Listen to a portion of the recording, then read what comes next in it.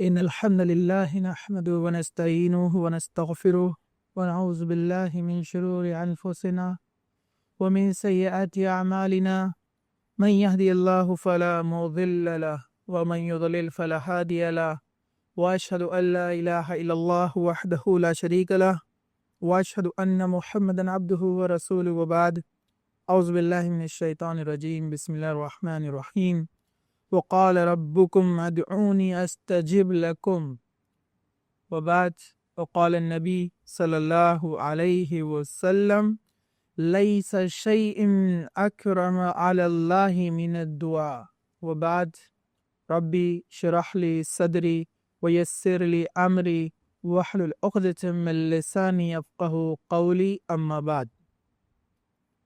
ہر قسم کی تعریف اللہ رب العزت کے لیے ہے جو تمام جہانوں کا پالنے والا ہے، اور درود و سلام ہو ہمارے پیارے نبی محمد رسول اللہ صلی اللہ علیہ وسلم پر۔ انشاءاللہ تعالی آج ہم ایک بہت ہی اہم موضوع سے متعلق جو ہماری دنیا اور آخرت کو سنوارنے میں بہت اہم رول ادا کرتی ہے وہ ہے دعا۔ اس کے تعلق سے چند باتیں ہم انشاءاللہ تعالی آج سیکھیں گے۔ دعا، اس کو ہم بہت ہی معمولی سمجھتے ہیں۔ دعا کو ہم دیکھتے ہیں کہ اکثر لوگ جب مشکلات میں گھر جاتے ہیں، پریشانیاں آن پڑتی ہے اور جب کوئی سہارا نظر نہیں آتا ہے، تب ہم دعا کی طرف رجوع ہوتے ہیں۔ اور ایک مشہور قول بھی آپ لوگوں نے سنا ہے، ہم جب کسی ہاسپٹل وغیرہ میں جاتے ہیں، جب حالات سنگین ہو جاتے ہیں، پیشنٹ کی حالت نازک ہو جاتی ہے، تو اکثر جو طبیب ہوتے ہیں، ڈاکٹرز ہوتے ہیں، ان کا بھی ایک قول ہوتا ہے کہ اب دوا کی نہیں دعا کی ضرورت ہے۔ تو یہ بڑے افسوس کی بات ہے کہ ہم دعا کو ایک دم آخر میں سب سے لاسٹ میں ہم اس کو استعمال کرتے ہیں، جبکہ دعا کیا چیز ہے، دعا کب کرنا چاہیے، کون سے مواقع اس کے لیے بہت اہم ہیں، دعا کا اللہ کے نزدیک کیا مقام ہے۔ انشاءاللہ تعالی آج کے اس درس میں ہم یہ ساری چیزیں دیکھیں گے۔ تو ہم دعا کو بہت معمولی سمجھتے ہیں، جبکہ دعا اللہ کے نزدیک بہت بڑا عمل ہے۔ آپ کو پتہ ہے کہ کوئی شخص اگر دعا نہیں کرتا ہے تو اللہ اس سے ناراض ہوتا ہے، اور جو شخص دعا کرتا ہے اللہ تعالیٰ اس سے خوش ہوتا ہے۔ کچھ الفاظ ایسے ہوتے ہیں، کچھ لفظ ایسے ہوتے ہیں جن کو ہم چھوٹا سمجھتے ہیں۔ حدیث میں ہے کہ بندہ کوئی ایسا لفظ کہہ دیتا ہے جو اللہ تعالیٰ کو بہت زیادہ پسند نہیں ہے، لیکن اچھا لفظ اس نے کہا۔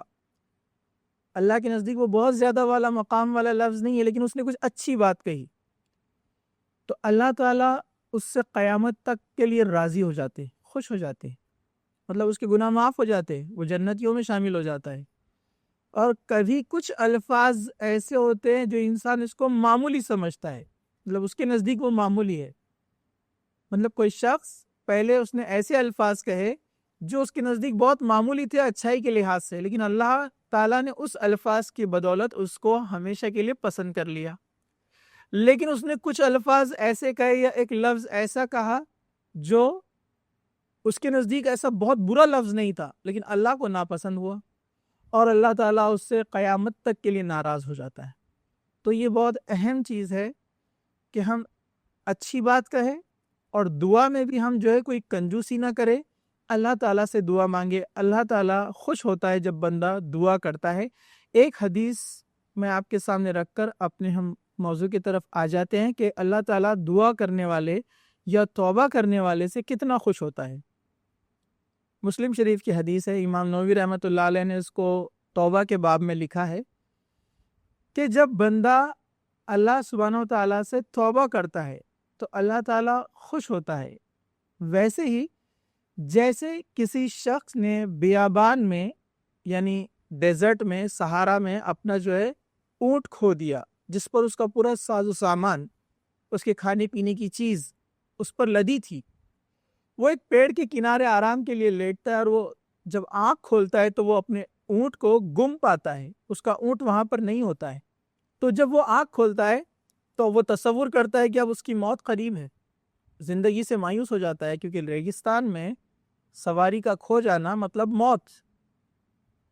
پھر وہ شخص اپنی آنکھ بند کر کے لیٹ جاتا ہے کہ سوچ کر کہ اب زندگی محال ہے، مشکل ہے، لیکن جب وہ اپنی آنکھ کھولتا ہے تو اس اونٹ کو وہ اپنے سامنے پاتا ہے۔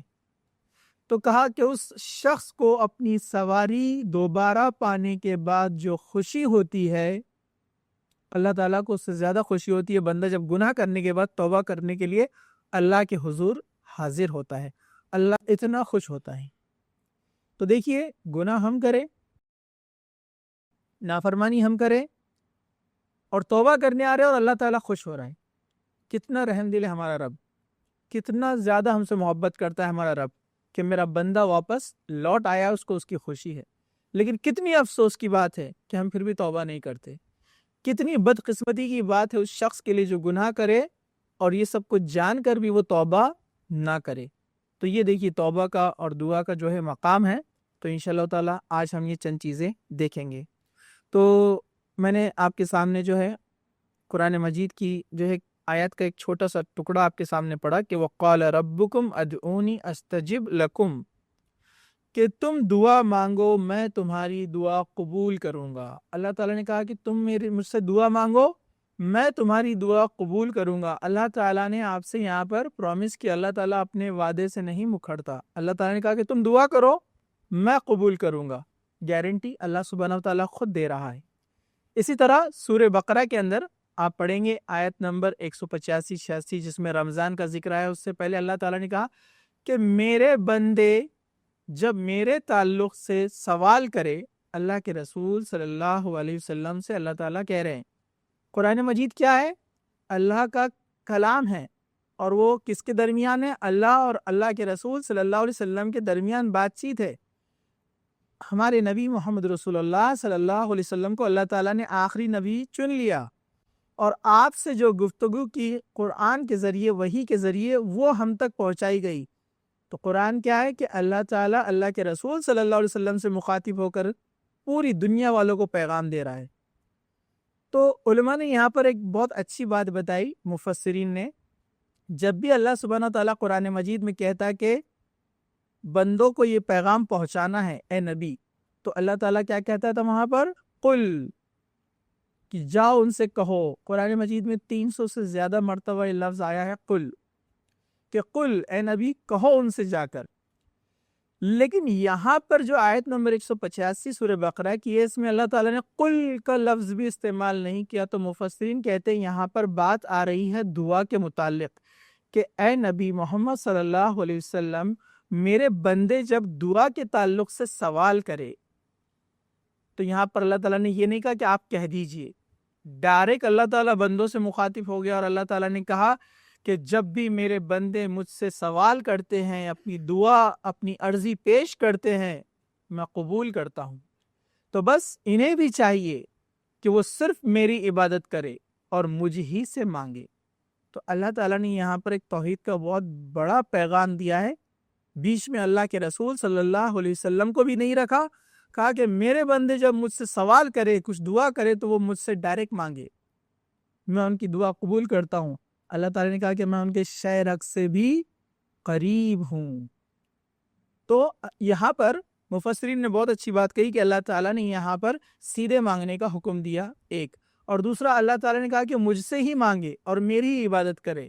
اور یہ بات کا ہم خود اقرار کرتے ہیں ہر نماز میں، صرف فرض نمازیں بھی اگر ہم پڑھتے ہیں تو 17 رکعت میں ہم یہ 5 نمازوں کے اندر کہتے ہیں، کیا کہتے ہیں؟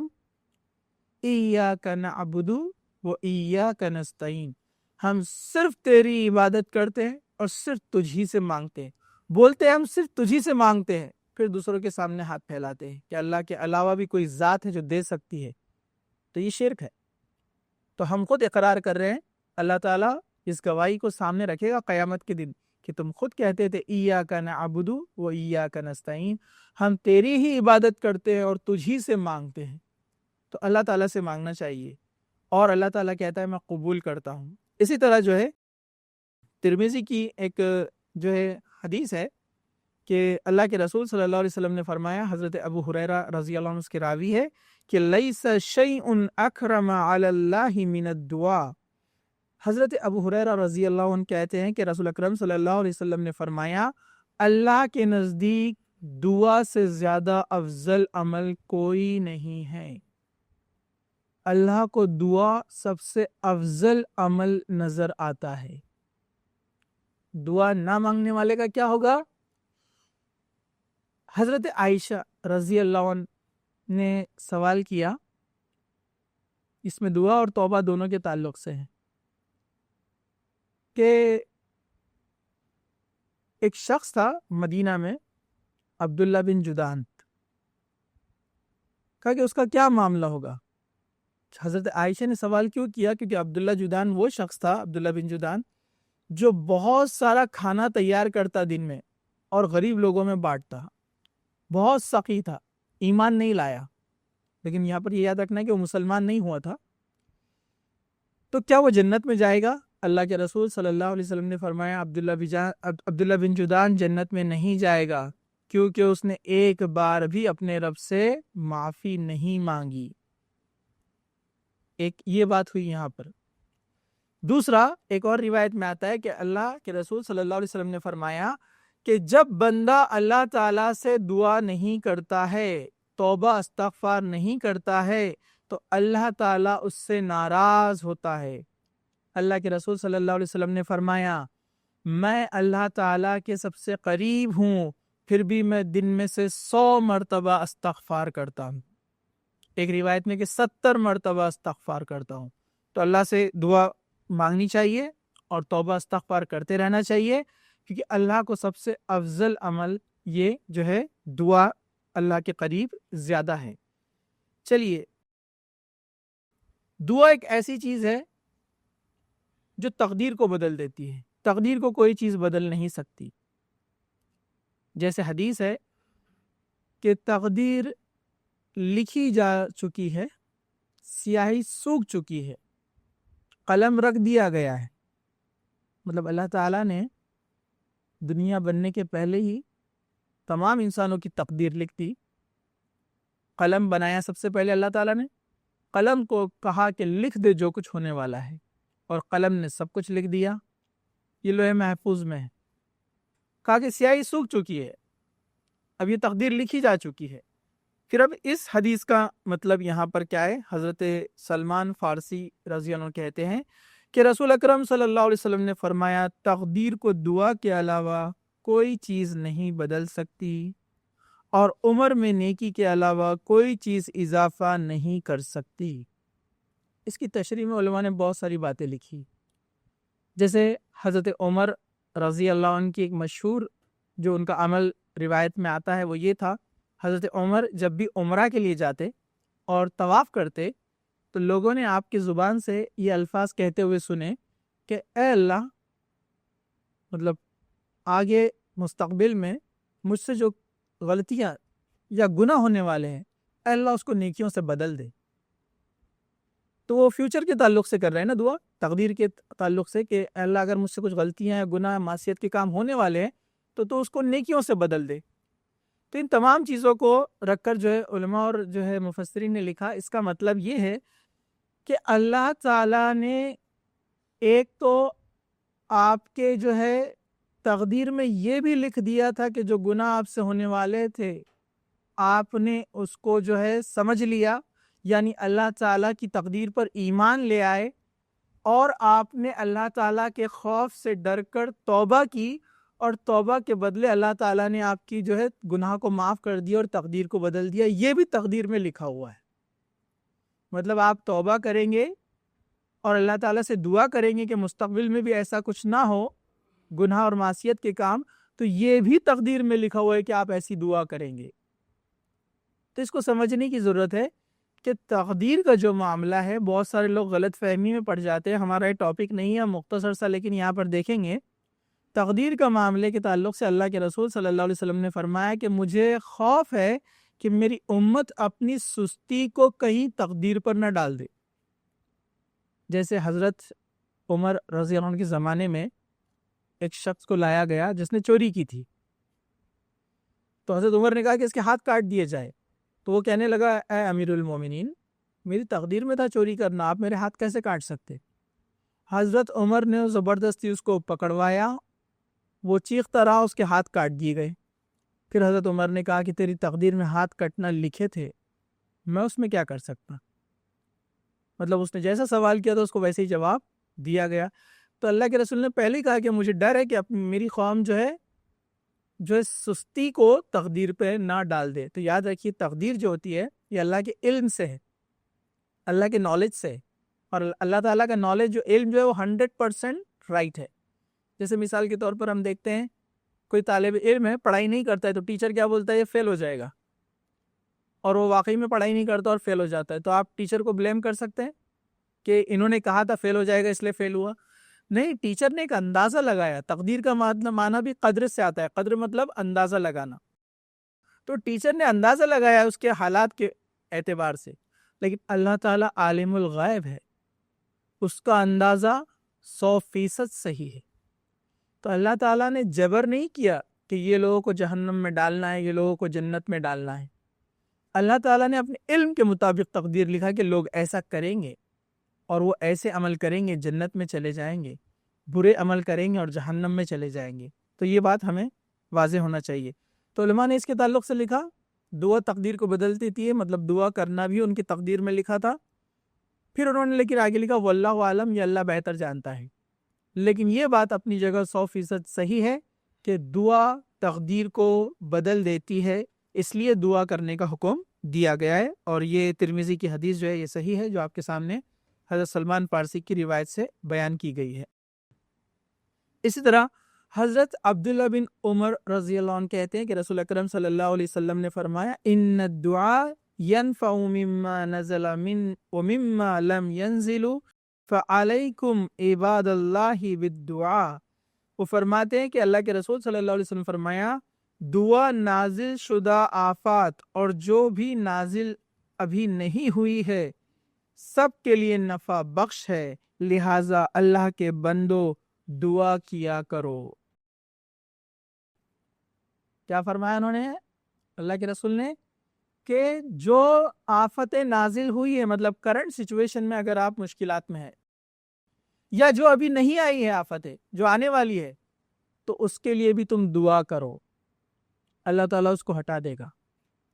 جیسے اس کی ایک مثال حضرت یونس علیہ السلام کی قوم، آپ نے دیکھا وہ جب قوم سے ناراض ہو کر چلے گئے، مچھلی کا معاملہ ہوا، پھر وہ لوٹ آئے، قوم نے انکار کیا تھا تو گہرے بادل چھا گئے پوری قوم پر. قوم سمجھ گئی کہ نبی نے کہا تھا یہ عذاب آنے والا ہے اور یہ آ گیا. پوری قوم ایک میدان میں جمع ہو گئی اور دعا کرنے لگی، اللہ تعالیٰ نے بادلوں کو ہٹا دیا. تو دعا آفتوں کو، مشکلوں کو ہٹا دیتی ہے جو ابھی آئی ہے یا جو آنے والی ہے.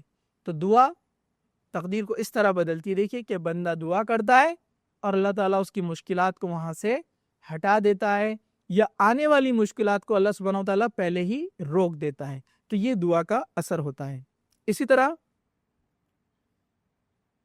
دعا، اس حدیث سے بھی ایک وضاحت ہوتی ہے کہ تقدیر کے آگے جو دعا سے جو تقدیر بدل رہی ہے یہ بھی اللہ کی توفیق سے ہوتی ہے. ہر کوئی بندہ دعا نہیں کرتا ہے، اس کو اللہ کی توفیق ہوتی ہے، اللہ تعالیٰ ہدایت دیتا ہے. جیسے حضرت عبداللہ بن عمر فرماتے ہیں کہ رسول اکرم صلی اللہ علیہ وسلم فرمایا جس شخص کے لیے دعا کا دروازہ کھولا گیا، یعنی دعا کی توفیق اس کو دی گئی، اس کے لیے گویا رحمت کے دروازے کھول دیے گئے. جو چیز اللہ سے مانگی جاتی ہے ان میں سب سے زیادہ اللہ کے نزدیک پسندیدہ عافیت ہے. عافیت کا معاملہ، یعنی عافیت کی دعا اللہ تعالیٰ سے مانگنا چاہیے.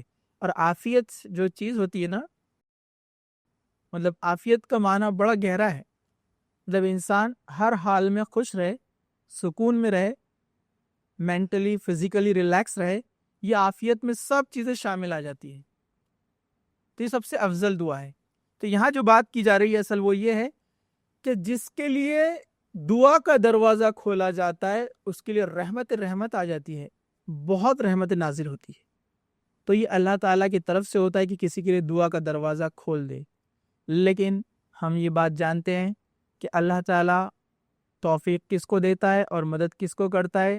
مشہور حدیث ہے، جو بندہ چل کر آتا ہے اللہ اس کی طرف دوڑ کر آتا ہے. جو اللہ کی طرف ایک بالش بڑھتا ہے اللہ ایک ہاتھ اس کی طرف بڑھتا ہے. تو یہ بات ہمیں ذہن میں رکھنا چاہیے. کچھ لوگ اس کا بھی غلط معنی لیتے ہیں، مطلب سب پتہ ہے اللہ کون ہے، رسول کون ہے، کتاب کیا کہتی ہے، مرنا ہے، پھر بولتے نماز بعد میں پڑھیں گے جب اللہ توفیق دے گا، دعا جب کریں گے جب اللہ توفیق دے گا. اپنی سستی کو حدیثوں کا غلط معنی استعمال کر کے اس پہ ڈال دیتے ہیں. تو یہ غلط بات ہے. اللہ تعالیٰ ایسے لوگوں سے حساب لے گا. اللہ تعالیٰ دعا کرنے والے کو کبھی محروم نہیں رکھتا.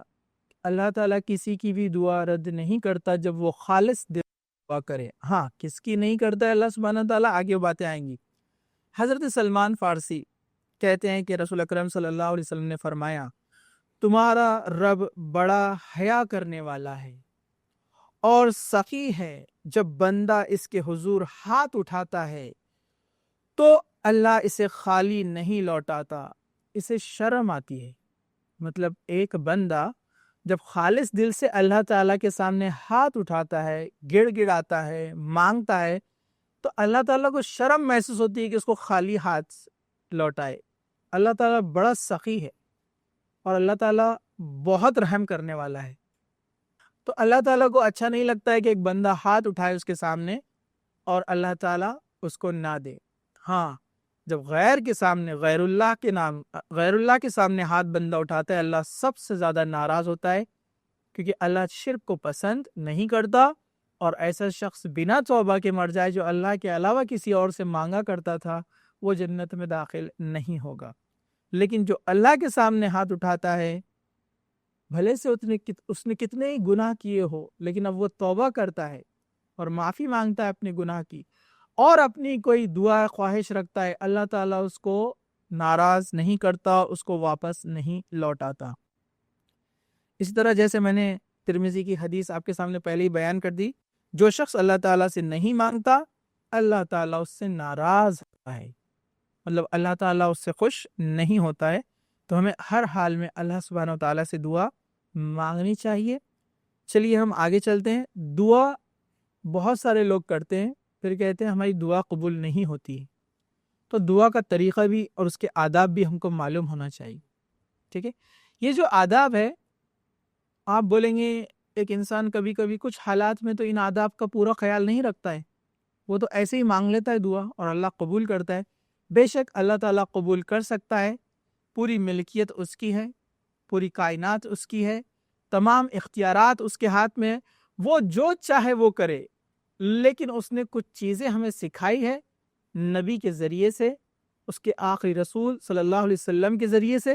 تو ہمیں کوشش یہ کرنا چاہیے کہ ہم اس پر عمل پیرا ہو، سنت کے مطابق عمل کرے. ٹھیک ہے، جیسا ایسے سوال اس سے پہلے آیا تھا کہ آپ نے کہا کہ دعا کو اس طرح کرنا چاہیے، لیکن ایک غیر مسلم ہے، اس کو یہ سارے آداب دعا کے نہیں پتہ ہے، لیکن اس نے ہاتھ اٹھا کر اوپر والے سے دعا مانگی کہ مجھے ہدایت کی طرف راستہ دکھا دے، اور وہ مسلمان ہو گیا. تو یاد رکھیے یہ سچویشن پہ ڈیپینڈ کرتا ہے کہ اللہ تعالیٰ کس کی کیسے دعا قبول کرے. لیکن جب ہمیں جو چیزوں کا علم ہو تو علم ہونے کے بعد جو ہے بد احتیاطی نہیں کرنا چاہیے.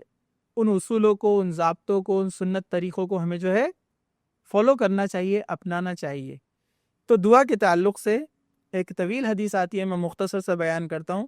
حضرت فضالہ بن عبید رضی اللہ عنہ کہتے ہیں کہ ایک روز رسول اکرم صلی اللہ علیہ وسلم ہمارے درمیان تشریف فرما تھے. ایک آدمی مسجد میں داخل ہوا، نماز پڑھا اور دعا مانگنے لگا، یا اللہ مجھے معاف فرما، مجھ پر رحم کر. آپ صلی اللہ علیہ وسلم نے فرمایا، اے نمازی، تو نے دعا مانگنے میں جلدی کی، جب نماز پڑھ چکو تو دعا کے لیے بیٹھو تو اللہ کے شان حمد و ثنا پڑھو، اللہ کی شان بیان کرو، حمد و ثنا کرو، اللہ کی تعریف کرو، پھر مجھ پر درود بھیجو، جو ہم درود ابراہیم پڑھتے ہیں نماز کے آخر میں، قاعدے میں یا دوسری رکعت میں. تو کہا کہ درود پڑھو، درود بھیجو. فضالہ بن عبید اللہ رضی اللہ عنہ کہتے ہیں کہ ایک آدمی نے نماز پڑھی، اس کے بعد اللہ کی حمد و ثنا بیان کی، نبی کریم صلی اللہ علیہ وسلم پر درود بھیجا. پھر اس کے بعد اللہ کے رسول صلی اللہ علیہ وسلم نے ارشاد فرمایا اے نمازی دعا کر تیری دعا قبول کی جائیں گی. مطلب ایک شخص نے ڈائریکٹ دعا مانگنا شروع کیا، اس کی دعا قبول نہیں ہوئی، دوسری روایت میں آتی ہے، یا تو اس نے دعا میں جلدی کی، اس طرح سے اس کو کہا گیا. اسی طرح دوسرے شخص نے دعا کی، اللہ کی تعریف کی، درود ابراہیم پڑھا، پھر اللہ کے رسول نے فرمایا اب دعا کر تیری دعا جو ہے قبول کی جائیں گی. تو دعا کا یہ طریقہ ہے سنت کے مطابق کہ اللہ تعالیٰ کی تعریف، اللہ کے رسول پر درود، پھر دعا کی جائے، اور بہتر آخر میں اور درود آخر میں جو ہے پڑھا جائے. اسی طرح جب دعا مانگے تو دعا مانگتے وقت یقین کامل ہونا چاہیے، اللہ پر پورا بھروسہ ہونا چاہیے. اور میں نے پریکٹیکلی اس چیز کو دیکھا بھی ہے. جیسے اکثر جو ہے ایک دعا ہے آتی ہے حدیث کے اندر درد کو دور کرنے کے لیے، یعنی آپ کو کوئی پین ہے، کوئی تکلیف ہے، تو آپ اس جگہ پر اپنا ہاتھ رکھیں، 3 بار بسم اللہ کہیں، پھر اس طرح جو ہے اس دعا کو ہم پڑھیں، اور وہ دعا 7 مرتبہ پڑھنا ہے آپ کو. اور وہ دعا پڑھنے کے بعد آپ دیکھیں گے وہ درد آپ کا دور ہو جائے گا. یہ بات میں نے بتائی کچھ اسٹوڈنٹس کو، تو اس میں سے 2 اسٹوڈنٹس آئے. ایک نے کہا کہ آپ نے جیسا بتایا ہم نے ویسا کیا، تو ماشاءاللہ پیٹ میں سخت درد تھا، ہاتھ رکھا پیٹ پر، دعا کی تو درد فوراً تب کا تب چلا گیا. اور ایک بولا میں نے بھی ویسے ہی کیا لیکن مجھے نہیں ہوا ایسا. پھر میں نے ان سے بات چیت کی تو واقعی میں یہ حدیث ایک دم سچ نکلی. پتہ چلا کہ ہم نے سوچے بس کر کے دیکھیں گے، ٹرائی کریں گے، تو جس نے سوچا بس جسٹ کریں گے، ٹرائی کریں گے، تو اس کو اثر نہیں ہوا. لیکن جس نے یقین کامل سے کیا تھا کہ انشاءاللہ اس سے فائدہ ہوگا ہی، تو اس کو واقعی میں فائدہ ہوا. اس کو دیکھ کر میں متاثر ہوا. میں نے کئی بار پھر اس چیز کو آزمایا، اور ماشاءاللہ جتنے بار میں نے کیا دعا، درد فوراً چلا گیا 1 سے 2 منٹ کے اندر. میرا پریکٹیکلی مطلب ذاتی میرا تجربہ میں آپ کو بتا رہا ہوں کہ اگر آپ اس طرح سے دعا کرتے ہیں پورے یقین کامل کے ساتھ، تو اللہ تعالیٰ اس دعا کو جو ہے قبول کرتا ہے. لیکن کبھی کبھی اللہ تعالیٰ جب دعا قبول نہیں کرتا ہے، ایک تو اس میں کمی ہوتی ہے یقین کی، دوسرا آپ کا وہ دعا کا قبول نہ ہونا اللہ کے نزدیک بہتر ہوتا ہے. جیسے ہم کچھ چیزوں کو سمجھ نہیں پاتے. ایک شخص اللہ کے رسول صلی اللہ علیہ وسلم کے پاس آیا، وہ نابینا تھا. اس نے کہا اللہ کے رسول دعا کیجئے کہ میری آنکھیں آ جائے، میں دنیا کو دیکھنے لگوں. اللہ کے رسول صلی اللہ علیہ وسلم نے فرمایا اگر تو صبر کرے گا تو تیرے لیے بہتر ہے. وہ کہا مجھ سے صبر نہیں ہوگا. تو اللہ کے رسول نے کہا ٹھیک ہے میں بھی دعا کرتا ہوں، تو بھی دعا کر. اور دعا کی گئی اور اس کی آنکھیں آ گئی. تو اللہ تعالیٰ دعا قبول کر سکتا ہے. اور نبی کی وہاں پر شان بھی بتائی گئی، اور آپ کی جو ہے وہاں پر وہ صحابی کو یہ بھی بتایا گیا کہ نبی نے دعا کی، دعا قبول ہوئی. اور لیکن یہاں پر اللہ کے رسول صلی اللہ علیہ وسلم نے جو ایک بات اس سے کہی تھی کہ تو صبر کرے گا تو تیرے لیے بہتر ہے، مطلب اللہ تعالیٰ نے اس میں تیرے لیے اور زیادہ فائدے رکھے. تو بہت ساری چیزیں ہمیں نظر نہیں آتی ہے لیکن اللہ اس میں ہمارے لیے بہتری رکھتا ہے. ٹھیک ہے، تو یہ بات بھی ہم اپنے ذہن میں رکھیں. یا تو یقین کامل میں کمی، یا پھر اللہ تعالیٰ نے پھر بھی آپ کی دعا قبول نہیں کیا، مطلب اس سے بہتر آپشن آپ کے لیے آنے والا ہے. ٹھیک ہے، چلیے آگے چلتے ہیں. دعا مانگنے سے قبل اپنے گناہ کا اعتراف کرنا چاہیے اور اظہار ندامت. کوئی شخص جب دعا کرے تو اپنے گناہ کا ندامت کرے. حدیث طویل ہے، مختصر سے بیان کر دیتا ہوں کہ جب بھی کوئی شخص دعا کرنے کے لیے بیٹھے تو ایک تو اس نے اللہ کی حمد بیان کی، درود ابراہیم پڑھا، اس نے یقین کامل اس کے اندر ہے، لیکن سب سے پہلے وہ اپنے گناہ کا اعتراف کر دے. دیکھیے اللہ کے رسول حضرت یونس علیہ السلام، غلطی کوئی بہت بڑا گناہ نہیں ہوا. غلطی کیا ہوئی؟ صرف اللہ تعالیٰ کی اجازت کے بغیر قوم کو چھوڑ کر چلے گئے تھے. سمندر کے کنارے پہنچے، ایک کشتی میں بیٹھے، کشتی میں طوفان آیا. کشتی والوں نے کہا کہ زیادہ لوگوں کو کشتی سنبھال نہیں سکتی، کسی ایک شخص کو پانی میں پھینکنا پڑے گا. تو قرآن اندازی کی گئی، کہا جس کا نام آئے گا اس کو پانی میں پھینک دیں گے۔ حضرت یونس کا نام آیا، یہ اللہ تعالیٰ نے سب لکھ چکا تھا، حضرت یونس کو ڈال دیا گیا، ایک بڑی مچھلی آئی اور آپ کو نگل گئی۔ تب حضرت یونس کیا دعا کیے؟ لا الہ الا انت سبحانک انی کنت من الظالمین، اپنی غلطی کا اعتراف کیا دعا کے اندر کہ اللہ کے علاوہ کوئی ذات عبادت کے لائق نہیں ہے، اللہ تمام پاکی تیرے لیے ہے اور میں ظالموں میں سے تھا، اپنی غلطی کا اعتراف۔ اللہ تعالیٰ نے فوراً دعا قبول کیا، مچھلی آ کر سمندر کے کنارے آپ کو اگل دی، باہر نکال دی۔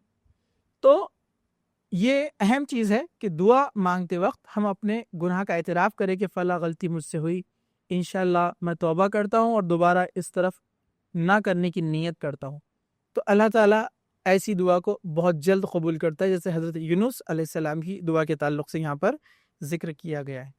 ٹھیک ہے، کبھی کبھی کچھ دعا جو خاص دعائیں ہیں اس کو 3 مرتبہ دہرانا بھی سنت سے ثابت ہے۔ حضرت انس بن مالک کہتے ہیں کہ رسول اکرم صلی اللہ علیہ وسلم نے فرمایا، جو شخص اللہ سے 3 مرتبہ جنت مانگے، اس کے حق میں جنت کہتی ہے یا اللہ اسے جنت میں داخل فرما۔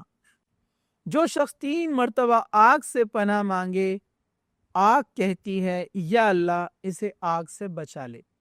مطلب کوئی خاص دعا 3 مرتبہ بھی کی جا سکتی ہے، جیسے اللہ کے رسول صلی اللہ علیہ وسلم اکثر کیا کرتے تھے، اللہم انی اسألک الجنہ، اللہم انی اسألک الجنہ، اللہم انی اسألک الجنہ، اے اللہ میں تجھ سے جنت کا سوال کرتا ہوں۔ تو 3 مرتبہ دعا کرنا یہ بھی سنت سے ثابت ہے، خاص دعائیں اللہ اس کو قبول فرماتا ہے۔ کسی دوسرے کے لیے دعا مانگنے سے پہلے خود کے لیے دعا مانگی جائے، یہ بھی سنت ہے۔ رسول اکرم صلی اللہ علیہ وسلم جب کسی کا ذکر کرتے اور اس کے لیے دعا کرتے تو پہلے اپنے لیے دعا فرماتے، یہ ترمذی نے اس کو روایت کیا ہے۔ تو سب سے پہلے اپنی مغفرت کی دعا کرنا چاہیے، اللہم اغفر لی۔ قرآن مجید میں بھی آپ دیکھیے انداز اسی طرح سے ہے، جیسے والدین کے لیے دعا قرآن مجید میں بتائی گئی ہے، تو کیسے بتائی گئی؟ اللہم اغفر لی ولوالدی وللمؤمنین ویوم یقوم الحساب، اے اللہ مجھے بخش دے اور میرے والدین کو بھی اور تمام مسلمین اور مومنین مومنات کو بخش دے۔ تو خود کے لیے دعا اللہ تعالیٰ نے ہی یہ سکھایا ہے، یہ اللہ تعالیٰ کی سنت ہے، اللہ تعالیٰ نے بتایا کہ اس طرح دعا کی جائے، خود کے لیے پھر دوسروں کے لیے۔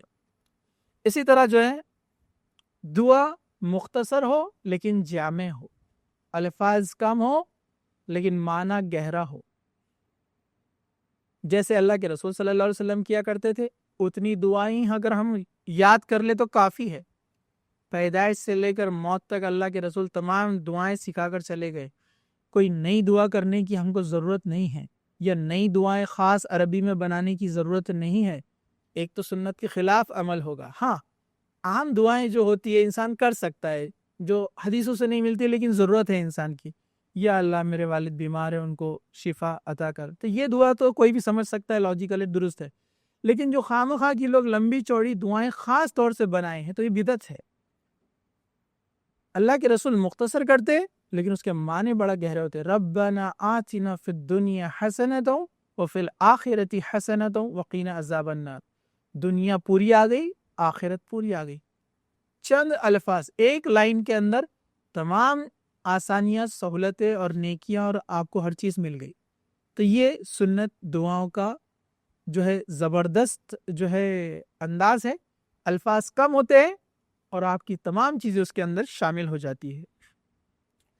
دعا کے لیے ہاتھ اٹھانا مسنون ہے، ہاں اللہ کے رسول ہاتھ اٹھا کر دعا مانگا کرتے تھے یا سجدے میں چلے جاتے تھے، لیکن اگر کوئی شخص بغیر ہاتھ اٹھائے بھی دعا کرے تو اس کے لیے کوئی مسئلہ نہیں ہے۔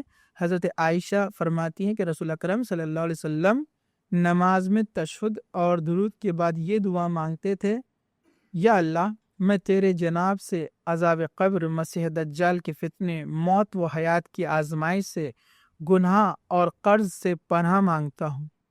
اللہ کے رسول صلی اللہ علیہ وسلم کبھی نماز کے اندر اور کبھی نماز کے بعد درود ابراہیم کے بعد ہم پڑھتے نا انی ظلمت نفسی ظلما کثیرا، یہ دعا ہم پڑھتے ہیں۔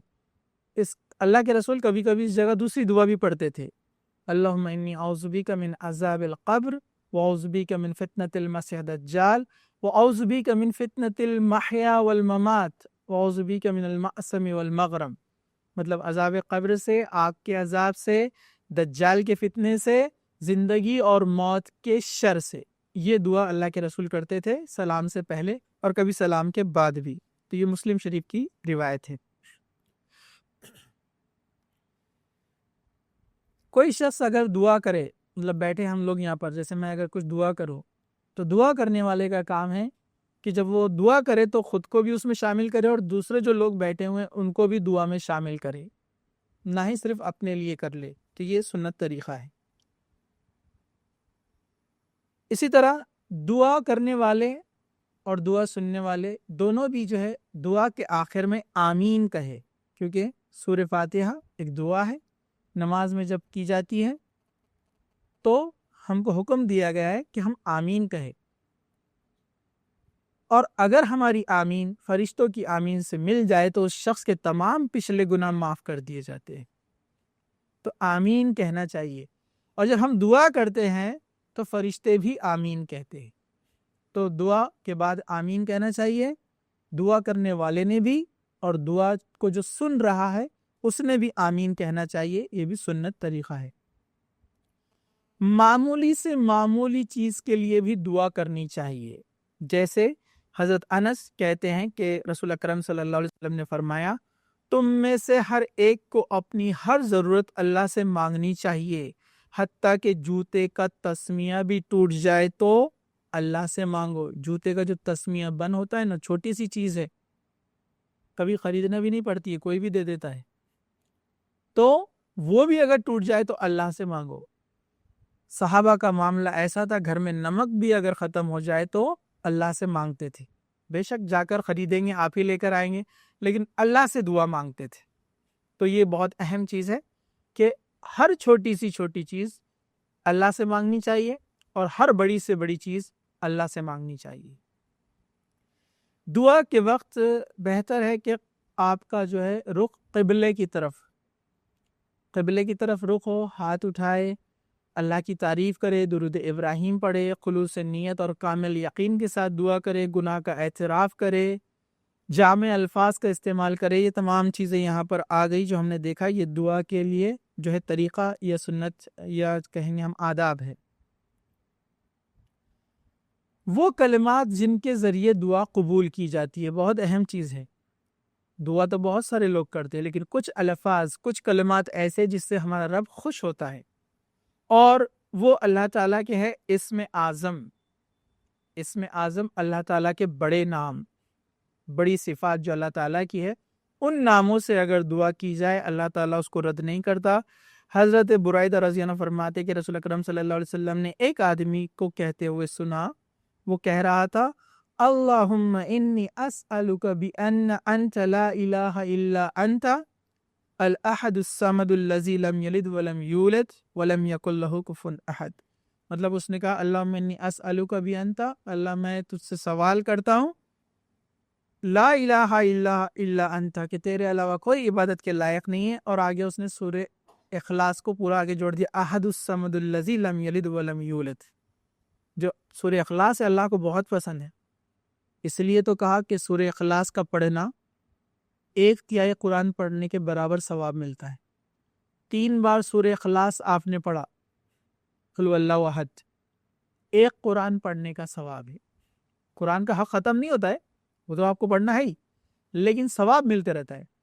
آپ سوچیں گے کہ صرف 3 بار پڑھنے سے قرآن کا ثواب، اپن تو کتنے بار پڑھ سکتے، لیکن سوال یہ پڑھتے کہ، لیکن پڑھتے نہیں آپ. صرف 3، اور اللہ کے خزانے بہت بڑے، آپ جتنے بار پڑھیں گے اللہ تعالیٰ اتنا ثواب دے گا. اللہ کے پاس کوئی کمی نہیں ہوتی. تو 3 بار سورہ اخلاص پڑھنا 1/3 قرآن کے برابر کیوں ہے؟ کیونکہ اللہ تعالیٰ کو اس کے اندر کی جو صفت اللہ تعالیٰ کی بندہ بیان کرتا ہے، اللہ بہت خوش ہوتا ہے، بہت زیادہ.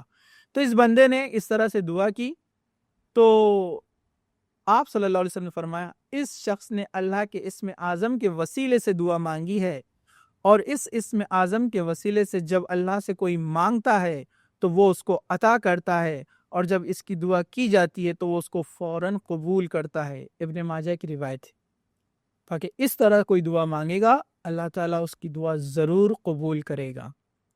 ٹھیک ہے، تو یہ وسیلہ لگایا جا سکتا ہے اللہ تعالیٰ کے ناموں کا وسیلہ۔ ہاں، مردے لوگوں کا وسیلہ نہیں لگا سکتے، دنیا کی بڑے سے بڑی ہستی ہو، یہاں تک کہ اللہ کے رسول صلی اللہ علیہ وسلم نے بھی اس چیز سے منع کیا ہے کہ ہم اللہ کے رسول صلی اللہ علیہ وسلم کا بھی وسیلہ نہیں لگا سکتے۔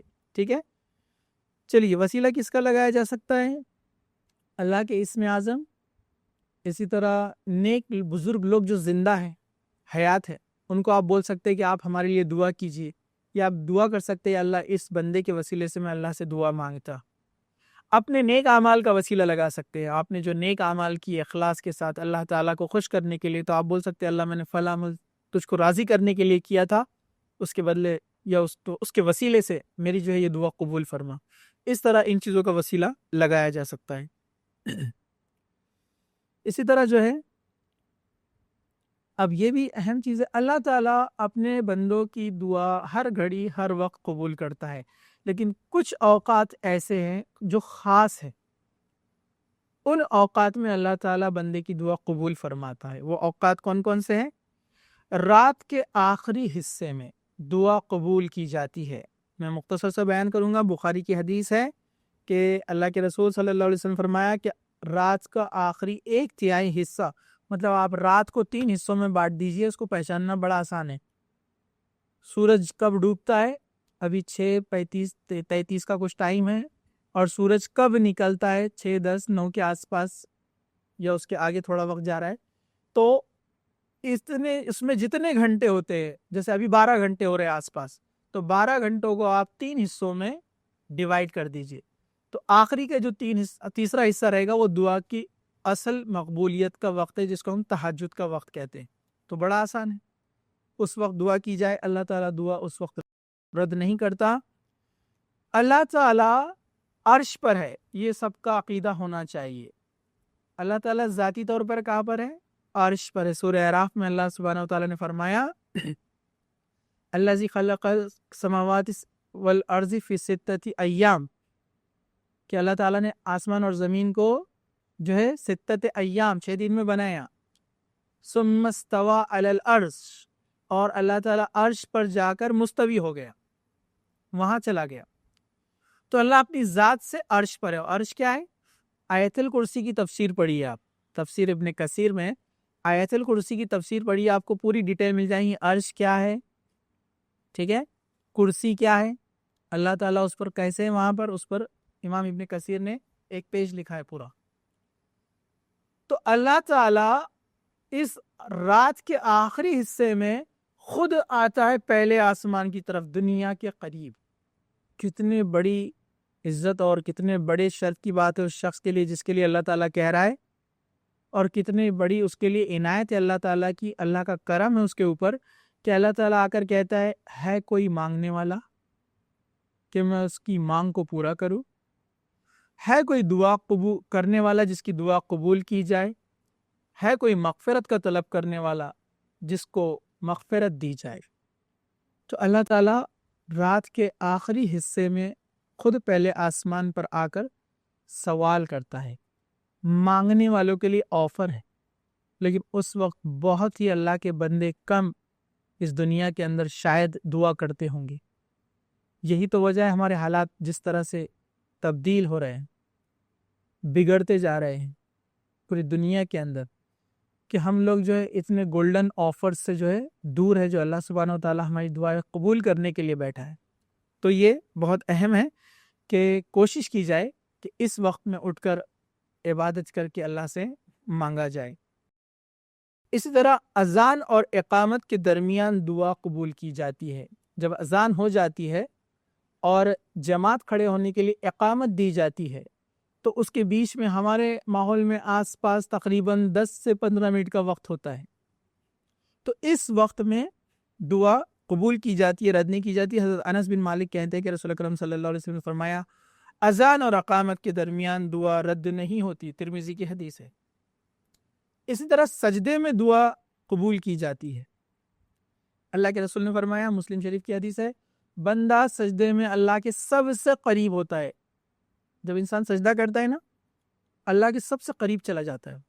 کچھ لوگوں نے اس کا غلط معنی لیے اور ایک بدعت نکال دی۔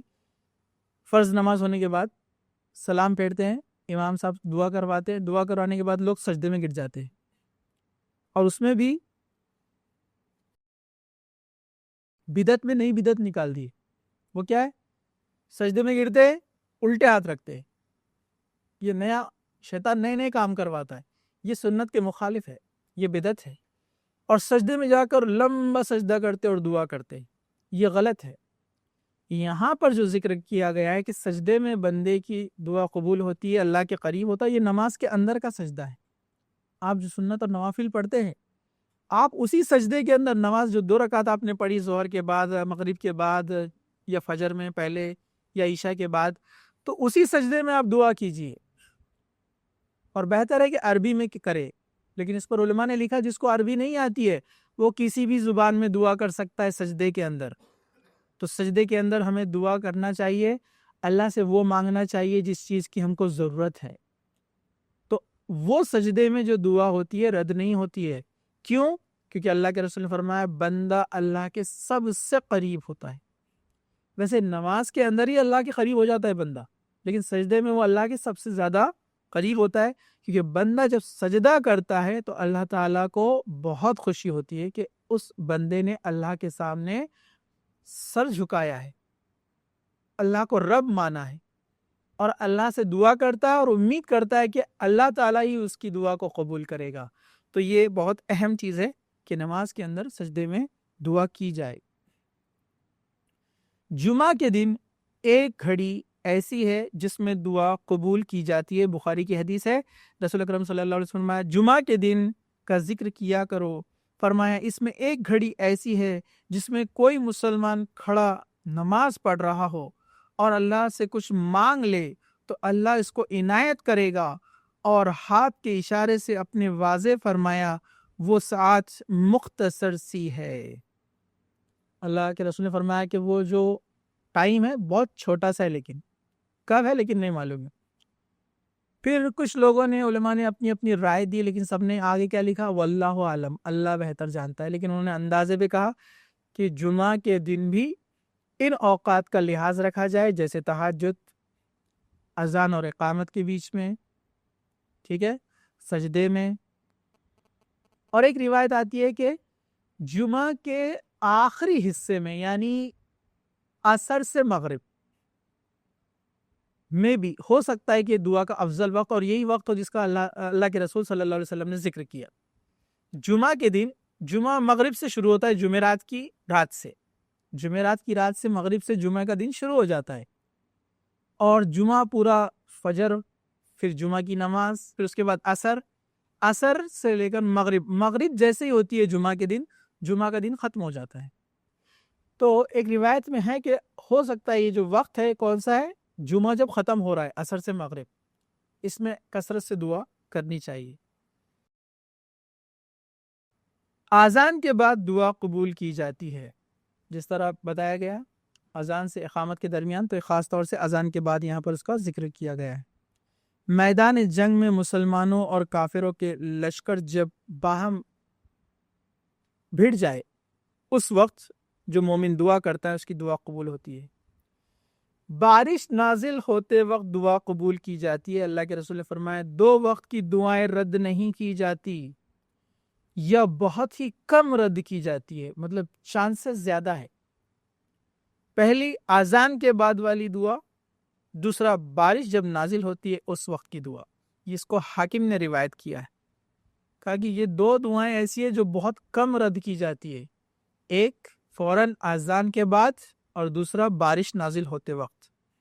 اسی طرح یوم عرفہ 9 ذی الحجہ کی دعا قبول کی جاتی ہے، جو کہ گزر چکا، آپ لوگوں نے روزہ بھی رکھا، تو یہ دن کی بھی دعا بڑی افضل ہے۔ حضرت عمر بن شعیب اپنے باپ سے اور وہ اپنے شعیب دادا روایت کرتے ہیں کہ نبی کریم صلی اللہ علیہ وسلم نے فرمایا بہترین دعا عرفے کے دن کی دعا، بہترین دعا میں نے اور مجھ سے پہلے نبیوں نے مانگی وہ یہی ہے، اللہ کے سوا کوئی الہ نہیں، وہ ایک ہے، اس کا کوئی شریک نہیں ہے، بادشاہ ہے، اس کی حمد و ثنا کے لیے سزاوار ہے، اور وہ ہر چیز پر قادر ہے۔ یہ کلمات آپ نے بعد میں ادا کیے، اور پہلے آپ نے ذکر کیا 9 ذی الحجہ کی فضیلت، یعنی اس دن کی دعا جو ہے رد نہیں ہوتی، اور تمام انبیاءوں نے اس دن کو جو ہے دعا کی۔ اس طرح زمزم پینے سے قبل دعا قبول ہوتی ہے۔ زمزم کا پانی کوئی شخص جب پیتا ہے تو دعا کرتا ہے، اللہ تعالیٰ اس کی دعا قبول کرتا ہے۔ جیسے حج میں بھی جو لوگ اللہ کے رسول صلی اللہ علیہ وسلم کی سنت بھی آپ نے کیا تھا، ویسے تو حج کے لیے جب جاتے ہیں آپ دیکھتے ہیں بہت سارے لوگ طواف کرتے ہیں، اس کے بعد زمزم پیتے ہیں جو کہ طریقے کے اندر شامل ہے، پھر اس کے بعد وہ صحیح کے لیے جاتے ہیں چکر لگانے کے لیے، تو دعائیں کرتے ہیں لوگ، تو یہ دعا قبول ہوتی ہے۔ ویسے کبھی بھی جو شخص زمزم کا پانی پیے، جیسے حدیث ہے رسول اکرم صلی اللہ علیہ وسلم فرمایا کہ جابر فرماتے ہیں کہ میں نے سنا کہ اللہ کے رسول فرمایا کرتے تھے کہ زمزم کا پانی جس نیت سے پیا جائے وہ پورا ہوتا ہے۔ جو نیت سے آپ پانی پئیں گے وہ نیت آپ کی جو ہے وہاں پر پوری ہوگی، یعنی وہ دعا قبول ہوگی۔ اب وہ کون لوگ ہیں جن کی دعا رد نہیں ہوتی ہے، جن کی دعا قبول کی جاتی ہے؟ یہ بھی بہت اہم چیز ہے، اور واقعی میں ہمیں معلوم ہونا چاہیے تاکہ ویسی صفتیں ہم اپنے اندر لائیں۔ دوسرا، یہ ایسی صفتیں جس مسلمان میں ہم ان کو بول سکتے ہیں ہمارے لیے دعا کرو، تو یہ جاننا ہمارے لیے بہت اہم ہے۔ تو وہ ہے سب سے پہلے مظلوم کی دعا رد نہیں کی جاتی، جس پر ظلم ہوا، چاہے فزیکلی کسی نے اس کی پٹائی وغیرہ کی، ظلم کیا، واقعی میں ظلم کیا، اس کی غلطی نہیں تھی، مجبور تھا، یا ذہنی طور پر بھی کسی پہ ظلم ہوا ہو، تکلیف میں ہے، کسی نے پریشان کر دیا اس کو، اس کی بھی دعا کبھی رد نہیں ہوتی ہے۔ مسافر کی دعا قبول کی جاتی ہے۔ مسافر کیونکہ وہ سفر میں ہوتا ہے، مشکلات اور تکلیفوں کا سامنا اس کو جھیلنا پڑتا ہے، کیونکہ ایک روایت میں آتا ہے کہ سفر جہنم کے عذابوں میں سے ایک عذاب ہے۔ واقعی میں کتنا ہی اچھا سفر رہنے دو، ایروپلین کا کیوں نہیں رہتا ہے، انسان تھک جاتا، پریشان ہو جاتا، پورا ایگزاسٹ ہو جاتا ہے۔ اس حالت میں بندہ اللہ کو یاد کرتا ہے تو اللہ تعالیٰ خوش ہوتا ہے۔ اور کچھ لوگ سفر کے اندر اپنے قابو کھو دیتے ہیں، موج مستی میں لگ جاتے ہیں، اس لیے بھی اس کی جو ہے اہمیت ہے کہ اس میں اللہ کو انسان یاد رکھے، ٹھیک ہے۔ تو مسافر اور باپ کی دعا بیٹے کے حق میں ہمیشہ قبول ہوتی ہے، جب بھی باپ بیٹے کے لیے دعا کرتا ہے۔ حضرت ابو ہریرہ فرماتے ہیں، ابن ماجہ کی روایت ہے کہ 3 آدمیوں کی دعا قبول کی جاتی ہے جس میں کوئی شک نہیں۔ ثلاث دعات یستجاب لہن لا شک، لفظ استعمال ہے یہاں پر لا شک کا، جس میں ذرا بھی شک نہیں ہے، شک والی بات ہی نہیں ہے۔ مظلوم کی دعا، مسافر کی دعا، اور والد کی دعا بیٹے کے حق میں، اسے جو ہے ابن ماجہ نے روایت کیا ہے کہ 3 لوگوں کی دعا قبول ہونے میں کوئی شک نہیں ہے، اس لیے ظلم سے بچنا چاہیے۔ کوئی کسی پہ ظلم کرتا ہے تو وہ اپنی تیاری کر لے کہ اس کا خیر کا معاملہ ختم ہو گیا، کیونکہ اگر مظلوم نے بد دعا کر دی تو اب وہ بچ نہیں سکتا، کیونکہ اللہ کے رسول نے فرمایا کوئی شک نہیں ہے اس میں، اس کی دعا رد نہیں ہونے والی۔ اب ویسے ہی مسافر، تو ہم جب بھی سفر میں رہے اللہ کو یاد کرے، کثرت سے دعا کرے۔ اس طرح والدین کو بھی چاہیے کہ بچوں کے حق میں خوب دعا کرے، بار بار دعا کرے۔ بڑے افسوس کی بات ہے کہ ناراضگی میں، غصے میں کبھی کبھار والدین کیا کرتے ہیں، بچوں کو برا بھلا کہہ دیتے ہیں اور الٹے سیدھے الفاظ کہہ دیتے ہیں، وہ ذرا نافرمانی کرتے ہیں، کبھی تو ان کو کہہ دیتے تیرا تو کبھی ایسا معاملہ اچھا نہیں ہوگا، تو فلاں کرے گا، تیرا ایسا ہو جائے ویسا ہو جائے، میری بات نہیں مانتا۔ اور یہ کیوں ہوتا ہے؟ جب ہم اچھی دعائیں نہیں کرتے تو اکثر زبان پہ یہی چیزیں آتی ہیں۔ اگر ہم اکثر اچھی دعائیں کرتے رہیں گے تو غصے کی حالت میں بھی بد دعا کرتے وقت آپ سوچیں گے کہ نہیں، ایسا نہیں کرنا چاہیے، کیونکہ آپ کے ذہن، دماغ، زبان سب کو عادت ہو جاتی ہے جب وہ اچھی چیزوں پر چلتے ہیں تو اچھی الفاظ ادا کرنے کی، لیکن ہم دعائیں کرتے ہی نہیں ہیں تو ایسے حالات جب آتے تو برے الفاظ منہ سے نکلتے ہیں۔ تو والدین جو ہے بچوں کے لیے اچھی سے اچھی دعائیں کیا کرے، ٹھیک ہے۔ اسی طرح غازی کی دعا قبول ہوتی ہے، جو مسلمانوں کا جو لیڈر، کمانڈر جو بھی رہتا ہے اور وہ جہاد میں فتح حاصل کرتا ہے، اور وہ جب دعا کرتا ہے تو اس کی دعا قبول کی جاتی ہے۔ حج اور عمرہ کرنے والے کی دعا قبول ہوتی ہے۔ حضرت عبداللہ بن عمر اس کے راوی فرماتے ہیں کہ رسول اکرم صلی اللہ علیہ وسلم فرمایا جہاد فی سبیل اللہ کرنے والے، حج اور عمرہ کرنے والے اللہ کے مہمان ہیں، اللہ نے انہیں بلایا ہے، وہ آ گئے، لہٰذا وہ اللہ سے سوال کرے تو اللہ تعالیٰ عطا کرے گا۔ ابن ماجہ کی روایت ہے۔ کیا فرمایا اللہ کے رسول نے؟ جہاد کرنے والے، حج اور عمرہ کو جانے والے یہ اللہ کے مہمان ہیں۔ اس لیے آپ دیکھیں گے عرب لوگ حاجیوں کی بہت خدمت کرتے ہیں، کیونکہ اس بات کو سمجھتے ہیں کہ یہ اللہ کے مہمان ہیں۔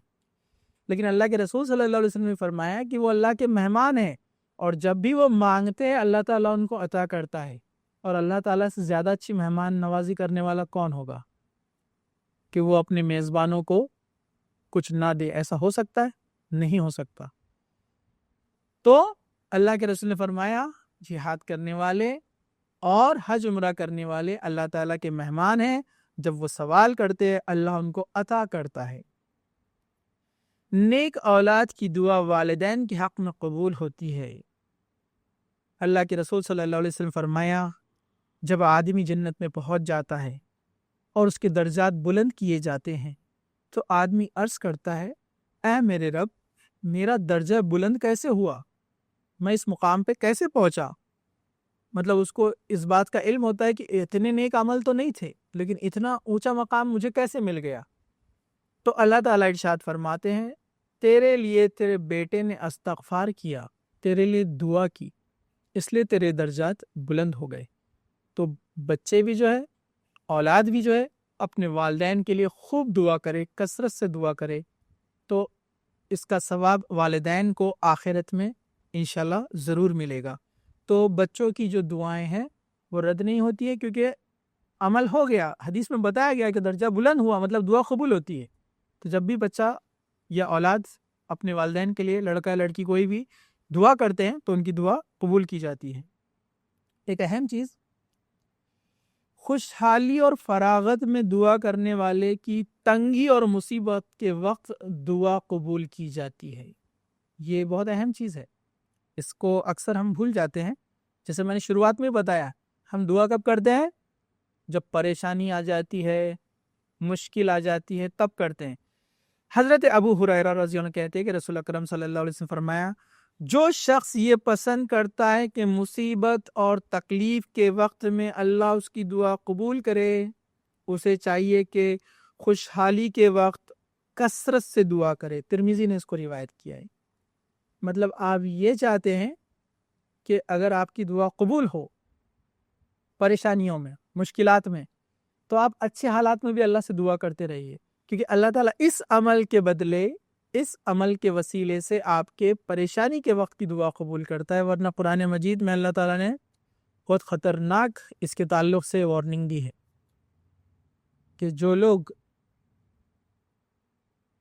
پریشانی میں اور بدحالی میں اللہ کو یاد کرتے ہیں اور خوشی کے وقت میں بھول جاتے ہیں تو اللہ تعالیٰ ان کو خوش کر دیتا ہے۔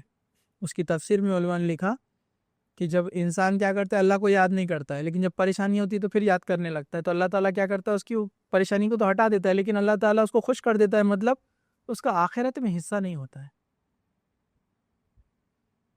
اور ایک جگہ یہ بھی اشارہ دیا گیا، مجھے اچھے سے یاد نہیں آ رہا ہے ابھی، کہ جو لوگ اللہ تعالیٰ کو خوشحالی میں یاد کرتے ہیں اور اللہ تعالیٰ جیسے ہی کوئی مصیبت ان پہ یا کوئی آزمائش ڈالتا ہے تو فوراً جو ہے وہ اللہ تعالیٰ سے دور ہو جاتے ہیں۔ اللہ ایسے لوگوں کو پسند نہیں کرتا۔ یعنی خوشحالی میں بھی اللہ کو یاد کیجئے اور بدحالی میں بھی اللہ کو یاد کیجئے۔ اللہ کے رسول صلی اللہ علیہ وسلم نے فرمایا مومن کا معاملہ بڑا عجیب ہے، مطلب بہت اچھا ہے، سب سے اچھا ہے۔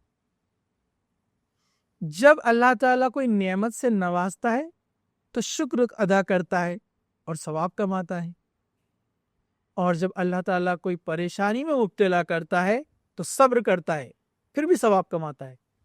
دونوں کنڈیشن میں اس کا معاملہ خیر والا ہے، دونوں کنڈیشن میں ثواب مل رہا ہے۔ اس کو نعمت ملی ہے، اللہ تعالیٰ نے اچھے حالات میں رکھا ہے، گھر بار سب وغیرہ سب ٹھیک ٹھاک چل رہا ہے، پھر بھی اللہ کو یاد کرتا ہے، شکر گزاری کرتا ہے، نافرمانی نہیں کرتا ہے، اللہ تعالیٰ اس کو خوب ثواب دیتا ہے۔ صرف آخرت میں نہیں، دنیا میں بھی۔ ہاں، اللہ تعالیٰ نے کہا تم اگر شکر گزاری کرو گے اللہ تعالیٰ تم کو اور زیادہ دے گا، اور زیادہ. اور اگر مصیبت آتی ہے اللہ کے رسول نے فرمایا تو وہ اس پہ صبر کرتا ہے پریشانی میں، تب بھی اس کو ثواب کا سلسلہ چلتا رہتا ہے. تو یہ مومن کا معاملہ ہے. روزے دار کی دعا قبول کی جاتی ہے. روزے دار کی بھی دعا جو ہے رد نہیں کی جاتی ہے. جیسے حدیث میں ہے کہ 3 لوگوں کی دعا رد نہیں کی جاتی: باپ کی دعا، روزے دار کی دعا اور مسافر کی دعا. پہلے والی جو 3 کی جو حدیث آئی تھی اس میں ایک چیز تھی، اور اس میں ایک چیز ایڈ کی گئی یہاں پر، وہ ہے روزے دار. ٹھیک ہے، چلیے. مسلمان بھائی کے عدم موجودگی میں مانگی گئی دعا بہت جلد قبول کی جاتی ہے. 5 دعاؤں کے تعلق سے ذکر ہے یہاں پر. 5 دعائیں کون کون سی ہیں؟ کہ 5 دعائیں ہمیشہ قبول کی جاتی ہے. مظلوم، جو ریپیٹ ہو رہی کچھ چیزیں اس میں پہلے گزر چکا ہے. حاجی کی دعا. اصل مظلوم کی دعا کب تک؟ جب تک وہ بدلہ نہ لے لے. اگر اس نے بدلہ لے لیا اب وہ مظلوم نہیں رہا.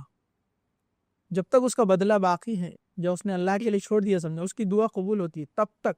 ٹھیک ہے، مظلوم کی دعا. حاجی کی دعا، جب تک وہ گھر واپس نہ لوٹ جائے اس کے سفر کے دوران دعا اس کی قبول ہوتی ہے. وہ اللہ کا مہمان ہے نا، جب سے نکلا اور جب تک لوٹے گا. ٹھیک ہے. مجاہد کی دعا، یہاں تک کہ وہ گھر لوٹ جائے، جہاد میں جب تک رہے گا وہ. اسی طرح مریض کی دعا، یہ بھی بہت اہم ہے. مریض کی دعا جب تک وہ ٹھیک نہ ہو جائے، جب تک اس کو شفا نہیں ملتی، جب تک وہ بیمار رہے گا اس کی دعا قبول ہوتی رہیں گی.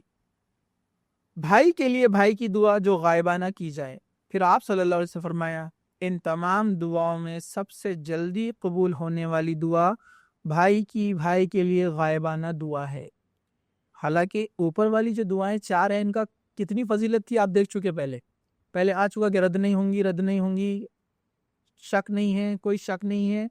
لیکن اب اس دعا کو کتنا بڑا درجہ مل گیا، جو ایک مسلمان اپنے بھائی کے لیے غائبانہ دعا کرے. جیسے آپ کا دعا کر رہے، آپ کا بھائی موجود نہیں ہے، سگا بھائی بھی ہو سکتا، مسلمان بھائی بھی ہو سکتا، کوئی بھی ہو سکتا، اور آپ کر رہے اللہ میرے اس بھائی کی پریشانی دور کر دے، تو یہ دعا فوراً قبول کی جاتی ہے. دوسرا اس کا فائدہ ایک اور روایت میں آتا ہے، جب بندہ دعا کرتا ہے کہ اللہ میرے فلاں بھائی کی پریشانی کو دور کر دے، تو وہاں ایک فرشتہ موجود ہوتا ہے، اور وہ فرشتہ اس بندے کے لیے دعا کرتا ہے، یا اللہ پہلے اس کی پریشانی کو دور کر، جو اپنے بھائی کی پریشانی کے لیے دعا کر رہا ہے کہ اس کی دور ہو جائے. اور فرشتے کی دعا رد کیسے ہوگی؟ وہ تو اللہ تعالیٰ کے تابع رہتے ہیں، کوئی گناہ کا کام نہیں کرتے، کوئی معصیت کا کام نہیں کرتے ہیں، اللہ کے فرما بردار ہوتے ہیں. تو جو شخص یہ دعا کرتا ہے کہ میرے بھائی کی پریشانی دور ہو جائے، یا اپنے بھائی کے لیے کوئی اچھائی کے لیے دعا کرتا ہے، وہ دعا تو جلد سے جلد قبول ہوتی ہے، لیکن فرشتہ بولتا اس سے پہلے اللہ اس کی پریشانی کو دور کر دے، اس کی دعا کو قبول فرما. ڈبل فائدہ، بھائی کا مسئلہ بھی حل ہو گیا اور اپنی دعا پہلے قبول ہو گئی. تو یہ اللہ تعالیٰ کے انعامات ہیں. دیکھیے دعا کرنے والوں کے لیے کتنے ہیں، اور ہم اس سے کتنے دور اور محروم ہیں. کتنی ہماری بدقسمتی کی بات ہے. چند الفاظ کہنا ہے، ہاتھ اٹھانا ہے نماز کے بعد، نماز سے پہلے، کبھی بھی جب بھی وقت ملتا ہے.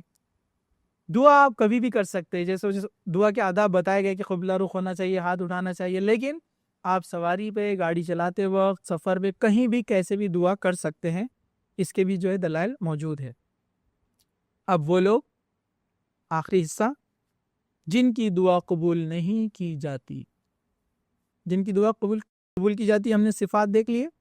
ٹھیک ہے، تو ہم اپنے اندر اس کو لانے کی کوشش کریں، اور دوسروں کو، اور ایسے اوقات کو بھی ہم جو ہے غنیمت جانیں. جن کی دعا قبول نہیں ہوتی وہ کون لوگ ہیں؟ سب سے پہلے رزق حرام کھانے والے کی دعا قبول نہیں ہوتی ہے. دیکھیں دنیا میں بہت سارے حرام کام ہیں، گناہ کے کام ہیں، بڑے گناہ ہیں جو ہم سے، آپ سے بھی ہو جاتے ہیں کبھی کبھی. لیکن کچھ گناہ ایسے ہیں جن کا تعلق دوسرے عملوں سے بھی ہے، جیسے حرام رزق. حرام رزق انسان جب کماتا ہے تو اس نے حرام کام تو کیا، گناہ تو کیا، لیکن وہ دوسرے تمام بھلائیوں سے دور ہو گیا نا، اب دعائیں قبول نہیں ہوں گی اس کی. تو دنیا میں بہت سارے گناہ کے کام، معصیت کے کام ہیں جو قرآن حدیث میں بتائے گئے ہیں. کچھ گناہ ایسے ہوتے ہیں کہ انسان، وہ گناہ کا تعلق صرف اتنے گناہ کے حد تک ہوتا ہے، انسان وہ گناہ کر رہا ہے تو اس کو اس کا گناہ ملے گا. لیکن رزق حرام ایسا ہے کہ آپ کے دوسرے تمام نیکیوں کو بھی وہ دور کر دیتا ہے آپ سے، کیونکہ دعا ہی قبول نہیں ہوتی ہے۔ حضرت ابو ہریرہ سے روایت ہے، لمبی حدیث ہے، میں مختصر سے بیان کرتا ہوں۔ اللہ کے رسول نے فرمایا کہ ایک آدمی دور سے سفر طے کرتا ہوا آتا ہے، گرد غبار یعنی پورا دھول مٹی میں وہ لپٹا ہوا ہے، اتنا سفر کی مشکلات سے وہ آیا ہے۔ کسی نے اس کی تفسیر میں لکھا کہ وہ جہاد کے لیے گیا ہے، کسی نے لکھا کہ وہ حج کے لیے گیا ہے، اور وہ اس تھکی ماندی حالت میں اپنے ہاتھ اٹھا کر کہتا ہے یا ربی یا ربی یا ربی، اور دعا کرتا ہے، لیکن اس کی دعا ذرا بھی قبول نہیں کی جاتی ہے، کیونکہ اللہ کے رسول نے فرمایا اس کی دعا کیسے قبول ہوگی؟ اس کا کھانا حرام، اس کا پہننا حرام، اس کی پرورش حرام مال سے ہوئی، اللہ تعالیٰ اس کی دعا قبول نہیں کرے گا۔ حالانکہ وہ یا تو جہاد پہ نکلا ہے یا تو وہ حج کے لیے نکلا ہے، دو بڑے مقامات ہیں جن کی دعا رد نہیں ہوتی، ابھی ہم نے دیکھا، لیکن اللہ کے رسول نے فرمایا اس کی دعا کیسے قبول ہوگی؟ اس کا کھانا بھی حرام ہے، اس کا پہننا بھی حرام ہے، پرورش اس کی حرام مال سے ہوئی ہے، تو ایسے شخص کی دعا قبول نہیں ہوتی۔ یہ سب سے خطرناک چیز ہے، حرام کمائی۔ انسان اس لیے بہت اچھے سے اپنی تجارت، اپنی جاب اور اپنی کوئی بھی ارننگ جو اس کو آتی ہے، جو بھی اس کی کمائی آتی ہے، بہت ہی جانچ پڑتال کر کے اس پر جو ہے وہ عمل کرے اور اس کو حاصل کرے۔ گناہ گار قطع رحمی کی دعا کرنے والے کی دعا قبول نہیں ہوتی۔ کوئی گناہ کی دعا مانگتا ہے، اگر فلاں گناہ کے لیے دعا مانگ رہا ہے، چوری کرنے کے لیے، زنا کرنے کے لیے دعا مانگ رہا ہے، وہ دعا کبھی قبول نہیں ہوتی۔ قطع رحمی کے لیے دعا مانگ رہا ہے، رشتوں کو توڑنے کے لیے، نقصان پہنچانے کے لیے۔ بہت سارے لوگ ڈر جاتے نا، ارے لڑائی مت کرو ان سے، وہ لڑائی کرے تو انہوں بد دعا کر دیں گے، ایسا تو ایسا نہیں ہوتا ہے۔ اللہ تعالیٰ یہ چیزوں میں، گناہ اور معصیت کی چیزوں میں اور رشتوں کو توڑنے کے معاملے میں اللہ دعا قبول نہیں کرتا ہے، ٹھیک ہے۔ غفلت اور لاپرواہی سے دعا کرنے والے کی دعا قبول نہیں ہوتی۔ جیسے کہا نا ہم نے شروعات میں، خلوص دل سے دعا کرنا چاہیے۔ آپ غفلت میں دعا کر رہے ہیں، بہت سارے لوگوں کو آپ مسجد میں دیکھیے، اپن کسی پہ الزام نہیں لگاتے کیونکہ دل کا حال اللہ کو معلوم ہے، لیکن عام طور پر انسان کے ایکسپریشنز، جو اس کے جو رجحانات رہتے ہیں، اس سے سمجھ میں آ جاتا ہے۔ لوگ بیٹھے رہتے، دعا کے لیے ہاتھ اٹھاتے، اس کو دیکھتے رہتے، اس کو دیکھتے رہتے، کون پیسہ بیٹھا ہے، کون کیا کر رہا ہے مسجد میں، اور دعا چل رہی، یا خود کا بھی پوری طریقے سے نماز میں دل نہیں ہے، دعا میں دل نہیں ہے۔ ایسی دعا اللہ تعالیٰ قبول نہیں کرتا۔ زانی کی دعا قبول نہیں ہوتی۔ جو زنا کرتا ہے، زنا میں ملوث ہے، جب تک کہ وہ توبہ نہ کر لے، اس کی دعا قبول نہیں کی جاتی۔ زبردستی ٹیکس وصول کرنے والے حاکم کی دعا قبول نہیں کی جاتی ہے۔ جو زبردستی ٹیکس وصول کرے، مطلب ایسا ٹیکس جو کہ پبلک کے لیے، عوام کے لیے محال ہو، مشکل ہو، ظلم ہو ان کے اوپر، اس کی دعا قبول نہیں ہوتی۔ امر بالمعروف اور نہی عن المنکر کا فرض ادا نہ کرنے والے کی دعا قبول نہیں ہوتی۔ یعنی جو شخص لوگوں کو برائیوں سے نہیں روکتا اور اچھائیوں کا حکم نہیں دیتا، اس کی دعا قبول نہیں ہوتی۔ آپ بولیں گے نہیں، یہ تو عالم لوگوں کا کام ہے، مولانا کا کام ہے، امام صاحب کا کام ہے، ہم تھوڑی کر سکتے۔ آپ سے اللہ تعالیٰ اتنا ہی پوچھے گا جتنی آپ کی طاقت ہے۔ مطلب آپ کے آس پاس میں جو بھی کام ہوتے دکھتے ہیں گناہ کے، جہاں آپ کا اختیار ہے، جیسے حدیث کیا ہے، برائی کو دیکھو تو ہاتھ سے روکو، ہاتھ سے نہیں روک سکتے تو زبان سے، اور زبان سے نہیں روک سکتے تو دل میں برا جانو، ایمان کا ادنا درجہ ہے۔ تو گھر میں بیوی بچوں کو، بھائی بہنوں کو کوئی بری چیز کرتے ہوئے دیکھے، آپ کو روکنا پڑے گا اور ان کو اچھائیوں کا حکم دینا پڑے گا، نماز، روزہ وغیرہ، قرآن سنت کی تعلیمات۔ آفس میں ہے، بزنس میں ہے، جو کام کرنے والوں سے آپ کا رابط رہتا ہے، وہ غلط کام کرتے تو آپ کو بولنا پڑے گا کہ فلاں چیز مت کیجیے، غلط ہے۔ وہ نہیں مانتا ہے، نہیں سنتا ہے، وہ الگ بات ہے۔ آپ کا کام ہے پہنچانا، وَمَا عَلَيْنَا إِلَّا الْبَلَاغُ، اپنا کام پہنچانے کا، ہدایت اللہ کے ہاتھ میں ہے۔ لیکن آپ بولیں گے جان دو اس کو، جو کرنا ہے کرنے دو، میرے کو اس سے کیا، میں تو اچھا بھلا نیک ہے، تو آپ کی دعا قبول نہیں ہے۔ آپ کو اچھے انداز میں، احسن طریقے سے اس کو روکنا چاہیے، کوشش کرنا چاہیے، فکر دل میں ہونا چاہیے کہ غلط کام کر رہا ہے، اس کو روکنا ہے۔ تو آپ کا کام ہے صرف بول دینا، وہ نہیں مانتا ہے، وہ اس کا معاملہ ہے، ہدایت اللہ کے پاس ہے۔ تو جو شخص ایسا کام نہ کرے، بس اپنی زندگی میں مست رہے، کسی کو بھی نہ بتائے اچھے کام، کسی کو بھی نہ روکے برائی سے، ایسے آدمی کی دعا قبول نہیں ہوتی۔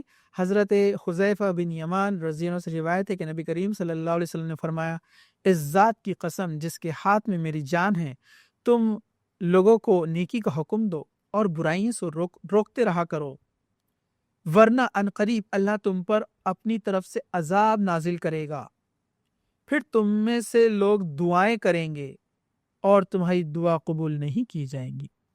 ترمذی کی حدیث ہے۔ مسند احمد میں ایسی ایک حدیث آتی ہے کہ تمہارے اندر کے نیک لوگ دعائیں کریں گے لیکن تمہاری دعائیں قبول نہیں ہوں گی، عذاب آ کر رہے گا۔ اور ایسا کیوں ہوگا؟ جب تم لوگوں کو اچھائی کا حکم دینا چھوڑ دو گے، برائی سے روکنا چھوڑ دو گے، تب ایسا ہوگا۔ تو یہ بہت اہم چیز ہے کہ لوگوں کو اچھائی کا حکم دیتے رہیں اور برائیوں سے روکتے رہے۔ تو یہ چند چیزیں تھیں جو دعا سے متعلق تھی۔ اس میں ہم نے دیکھا دعا کی فضیلت، اہمیت کتنی ہے، اور دعا کے آداب کیسے، دعا کیسی مانگنی چاہیے، اس طرح جو ہے کون سے اوقات میں دعا قبول ہوتی ہے اور کن لوگوں کی دعا قبول ہوتی ہے اور کن لوگوں کی دعا قبول نہیں ہوتی ہے۔ ایسا آج کے اس درس کو ہم نے 4 حصوں میں تقسیم کیا تھا۔ امید ہے تمام چیزیں اس میں آ گئی ہیں۔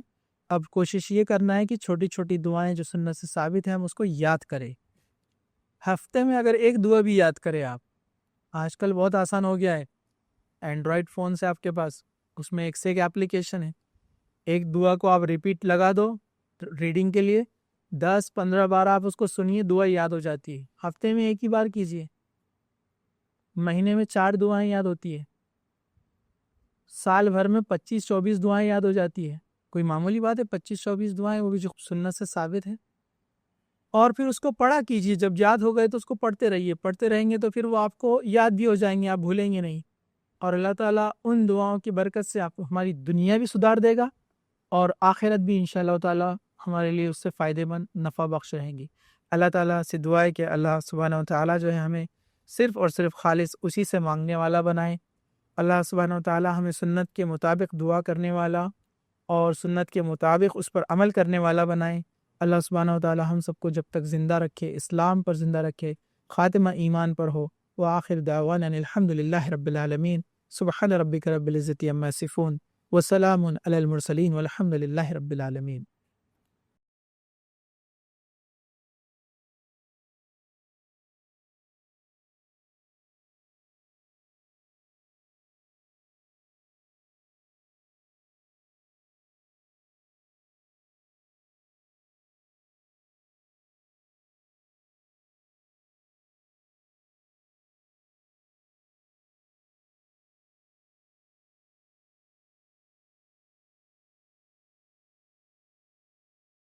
شیخ میرے 3 سوال ہے دعا کے تعلق سے۔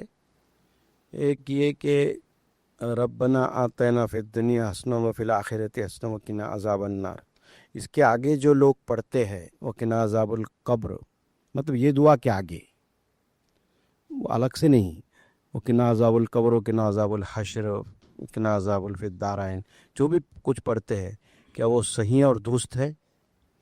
دوسرا سوال یہ ہے کہ جو نماز ہو جاتی ہے، نماز کے بعد میں بہت ساری مسجدوں میں جو ہاتھ اٹھا کے اجتماعی دعا ہوتی ہے وہ کہاں تک کہ صحیح ہے؟ اور ایک سوال یہ ہے کہ دعا جو ہے، دعا کے وقت مطلب اپن کسی کے تعلق سے جو دعا کر رہے ہیں تو وہ اس کا نام لینا ضروری ہے یا اس کو یعنی کس طریقے سے اس کا یہ کرنا چاہیے؟ یہ 3 سوال بھائی نے سوال کیے، 3 سوال ہیں آپ کے۔ کہ سب سے پہلا سوال تھا کہ جو لوگ دعا کرتے ہیں ربنا آتنا فی الدنیا حسنۃ وفی الآخرۃ حسنۃ وقنا عذاب النار، اس کے آگے پھر الفاظ جوڑتے ہیں وقنا عذاب القبر وقنا عذاب النار وغیرہ اور وعذاب الحشر وغیرہ، تو یہ کیا درست ہے کیا؟ دیکھیے کچھ دعائیں سنت سے ثابت ہے لیکن لوگ اس کو ساتھ میں جوڑ دیتے ہیں۔ اگر وہ تسلسل کے ساتھ 2 دعاؤں کو جوڑ رہے ہیں اور دونوں سنت سے ثابت ہے تو اس میں حرج نہیں ہے، لیکن اگر وہ اس کو دعا کا حصہ بنا دیں گے تو یہ بات درست نہیں ہے۔ جیسے اگر کوئی دو دعائیں کرتا ہے، جیسے میں نے آپ کو بتایا کہ اللہ کے رسول صلی اللہ علیہ وسلم درود ابراہیم کے بعد نماز کے اندر دعا کرتے تھے، اللہم انی اعوذ بک من عذاب القبر واعوذ بک من فتنۃ المسیح الدجال۔ یہ دعا کو آپ اس دعا کے بعد پڑھ رہے ربنا آتنا فی الدنیا حسنۃ وفی الآخرۃ حسنۃ وقنا عذاب النار، اور آپ کا ارادہ ہے تسلسل میں اور آگے دعائیں کرنا ہے، وہ بھی سنت سے ثابت ہے، تو آپ پڑھ سکتے ہیں، کوئی مسئلہ نہیں ہے۔ لیکن اس میں دو چیزیں، اگر آپ یہ سوچتے ہیں کہ دونوں دعائیں ایک ساتھ جوڑ دیں گے آپ اور ہمیشہ اس کو ویسے ہی کریں گے آپ، تو یہ ایک نیا طریقہ بن جائے گا جو کہ درست نہیں ہے۔ دوسرا یہ، آپ سنت سے ثابت دعا کے اندر وہ الفاظ ادا کریں گے جس کی دلیل ہی موجود نہیں ہے، تو پھر یہ بدعت ہو جائے گی، اور یہ بہت بڑا گناہ ہے، کیونکہ اللہ کے رسول صلی اللہ علیہ وسلم سے زیادہ بہتر، زیادہ اچھی، زیادہ جامع دعا کوئی نہیں کر سکتا، نہ کر سکتا تھا، اور اس بات کو صحابہ نے سمجھا۔ صحابہ نے اس لیے کبھی جرأت نہیں کی کہ اس میں کوئی الفاظ ایڈ کیے جائے۔ یہ بات ہم کو سمجھ میں نہیں آتی کہ آج کے مسلمانوں کو اتنا کیسے علم ہو گیا کہ وہ اللہ کے رسول صلی اللہ علیہ وسلم سے زیادہ سمجھنے لگے اور ایسی چیزیں ایڈ کرنے لگے اور کہنے لگے یہ اور اچھی دعا ہے، پیاری دعا ہے، اچھا رہے گا، فائدہ رہے گا۔ یاد رکھیے، اللہ کے رسول صلی اللہ علیہ وسلم نے جو امت کو سکھا کر گیا اس سے زیادہ خیر کسی چیز میں نہیں ہو سکتا۔ تو دعا ہم وہی کریں گے جو سنت سے ثابت ہے، اور اتنے ہی الفاظ ادا کریں گے جتنے ثابت ہے، اور طریقہ بھی وہی رہے گا جو اللہ کے رسول صلی اللہ علیہ وسلم سے ثابت ہے۔ اس کے علاوہ آپ کو عام دعائیں کرنا ہے، جیسے میں نے بتایا کہ والدین کی بیماری دور کرنے کے لیے، فلاں بھائی کی پریشانی دور کرنے کے لیے، آپ اس کو الگ سے کیجئے، ہزاروں کیجئے، لیکن آپ اس کو سنت سے مت جوڑیے، اور نہ ایسا آپ دکھائیے کہ یہ دعا کا حصہ ہے، ورنہ یہ جو ہے بدعت ہو جائیں گی، اور اس کا دعا قبول ہونا دور کی بات ہے، بدعت کا آپ کو جو ہے گناہ ملے گا، تو اس کا احتیاط کرے۔ دوسرا سوال یہ کہ جیسے ہمارے ماحول میں فرض نماز کے بعد سلام ہونے کے بعد امام صاحب دعا کرتے ہیں اور پیچھے لوگ جو ہے آمین کہتے ہیں، تو یہ دعا سنت سے اس طرح سے طریقہ ثابت نہیں ہے، یہ بدعت ہے۔ اللہ کے رسول صلی اللہ علیہ وسلم فرض نماز پڑھاتے، سلام پھیرتے، سلام ہونے کے بعد آپ اپنی جگہ بیٹھ جاتے اور ذکر و اذکار کرتے، صحابہ بھی ذکر و اذکار کرتے بیٹھ جاتے، پھر اس کے بعد جس کو کوئی انفرادی دعا کرنا ہوتی وہ کرتا، اور سب اپنے اپنے وقت پر الگ الگ حساب سے چلے جاتی۔ ایک ساتھ بیٹھ کر اللہ کے رسول نے اجتماعی دعا فرض نماز کے بعد کرائی، ایسی ایک بھی حدیث اور ایک بھی روایت نہیں ہے، من گھڑت بھی نہیں ہے، تو سوال ہی نہیں آتا ہے کہ ایسا عمل کیا جائے، یہ درست نہیں ہے، یہ بدعت میں شامل ہوگا۔ ہاں، کوئی شخص انفرادی دعا کرتا ہے یا امام صاحب خود انفرادی دعا کرتے بیٹھ جاتے ہیں، کوئی حرج نہیں، کیونکہ دعا تو کبھی بھی مانگی جا سکتی ہے، اس کے لیے آپ کو کہیں بھی منع نہیں کیا گیا ہے۔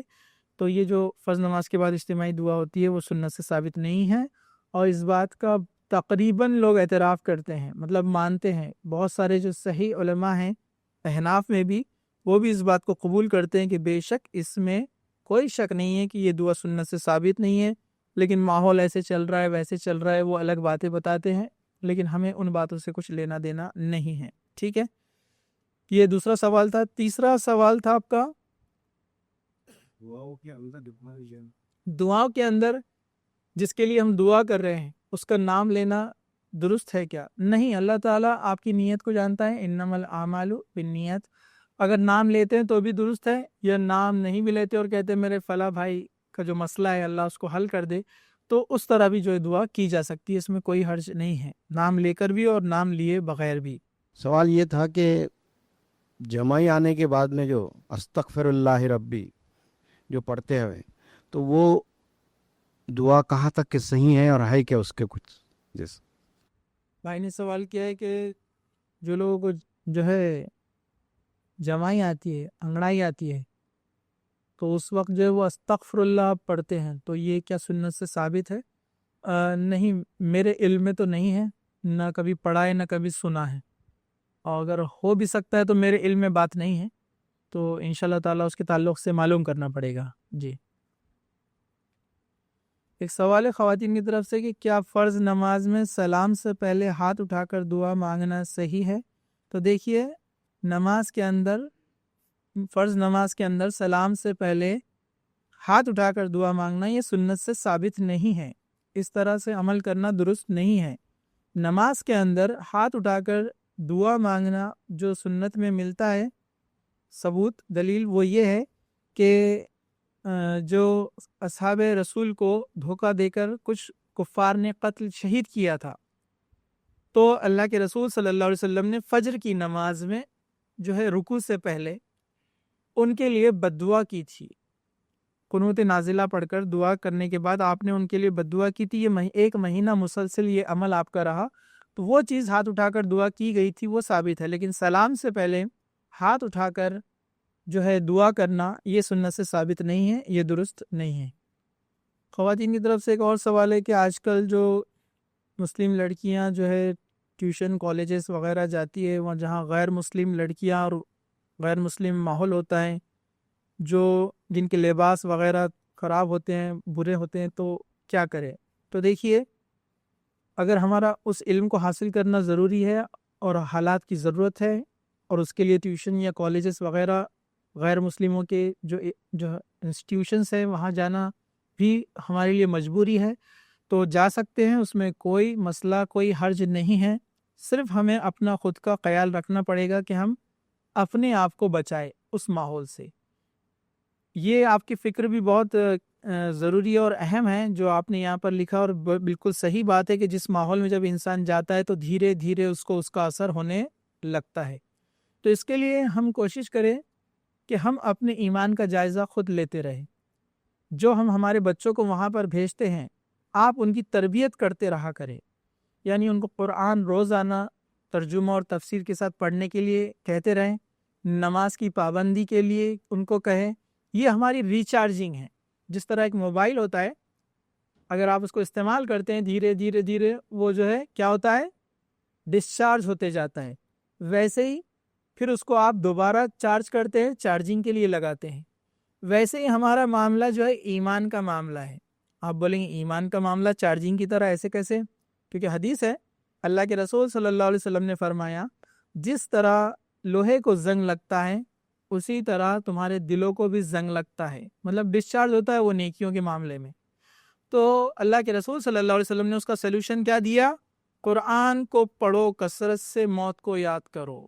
قرآن پڑھتے رہا کرو اور موت کو کثرت سے یاد کرو، کیونکہ انسان جب قرآن مجید کو پڑھتا ہے تو اللہ تعالیٰ کے احکامات اس کو یاد آتے ہیں، ریویژن ہوتا ہے، اور جہنم کا ذکر آتا ہے، جنت کا تذکرہ آتا ہے، تو وہ اپنے ٹریک پر واپس آ جاتا ہے.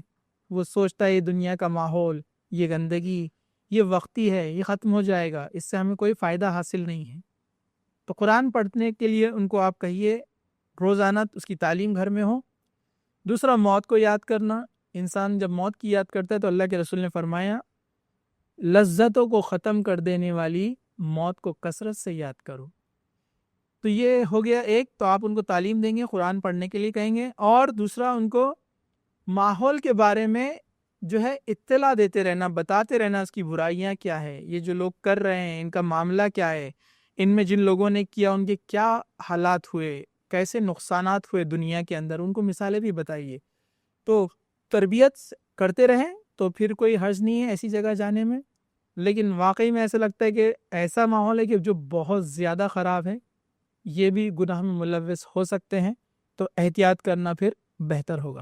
السلام علیکم سر. میرا یہ سوال تھا کہ جیسے کہ فار ایگزامپل اپنے فیملی میں جو بھی ارنر رہتا ہے تو وہ کبھی کبھی لون وڈرا کرتے ہیں، تو وہ اپن لون کا پیسہ کبھی کبھی اپنے ریگولر یوز میں بھی آ جاتا ہے.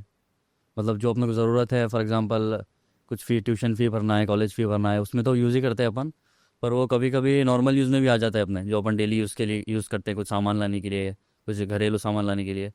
تو وہ مطلب اپنے رسک کے ساتھ اندر جا رہا ہے کھانے کے ساتھ. لون وڈرول کون سا؟ مطلب جو اپن انٹرسٹ کا جو لون ہوتا ہے نا، مطلب لون آپ نے لیا ہے؟ ہاں، کسی نے مطلب جو ارنر ہے اس نے لون لیا ہے، جو اپنے فیملی میں جو ارنر ہے اس نے لون لیا ہے، اور وہ پیسہ اپنے ریگولر یوز میں آ جا رہا ہے کھانے میں. مطلب جی جی تو اس کا کیا معاملہ ہے, اس کو اپن کیسے ڈیل کر سکتے ہیں؟ دیکھیے بھائی نے سوال کیا ہے کہ اگر گھر کے کسی شخص نے لون لیا ہے, جیسے سود لینا دینا جو ہے حرام, اب اس نے لون لیا ہے اور وہ جو لون کی رقم لی تھی تجارت یا کسی اور چیز کے لیے, لیکن اس کا پیسہ گھر کے غذائیات وغیرہ لانے کے لیے استعمال ہو رہا ہے, گھر کی استعمال کی چیزوں میں ہو رہا ہے, تو اس کا معاملہ کیسا رہے گا جو ہمارے کھانے پینے میں آ رہا ہے؟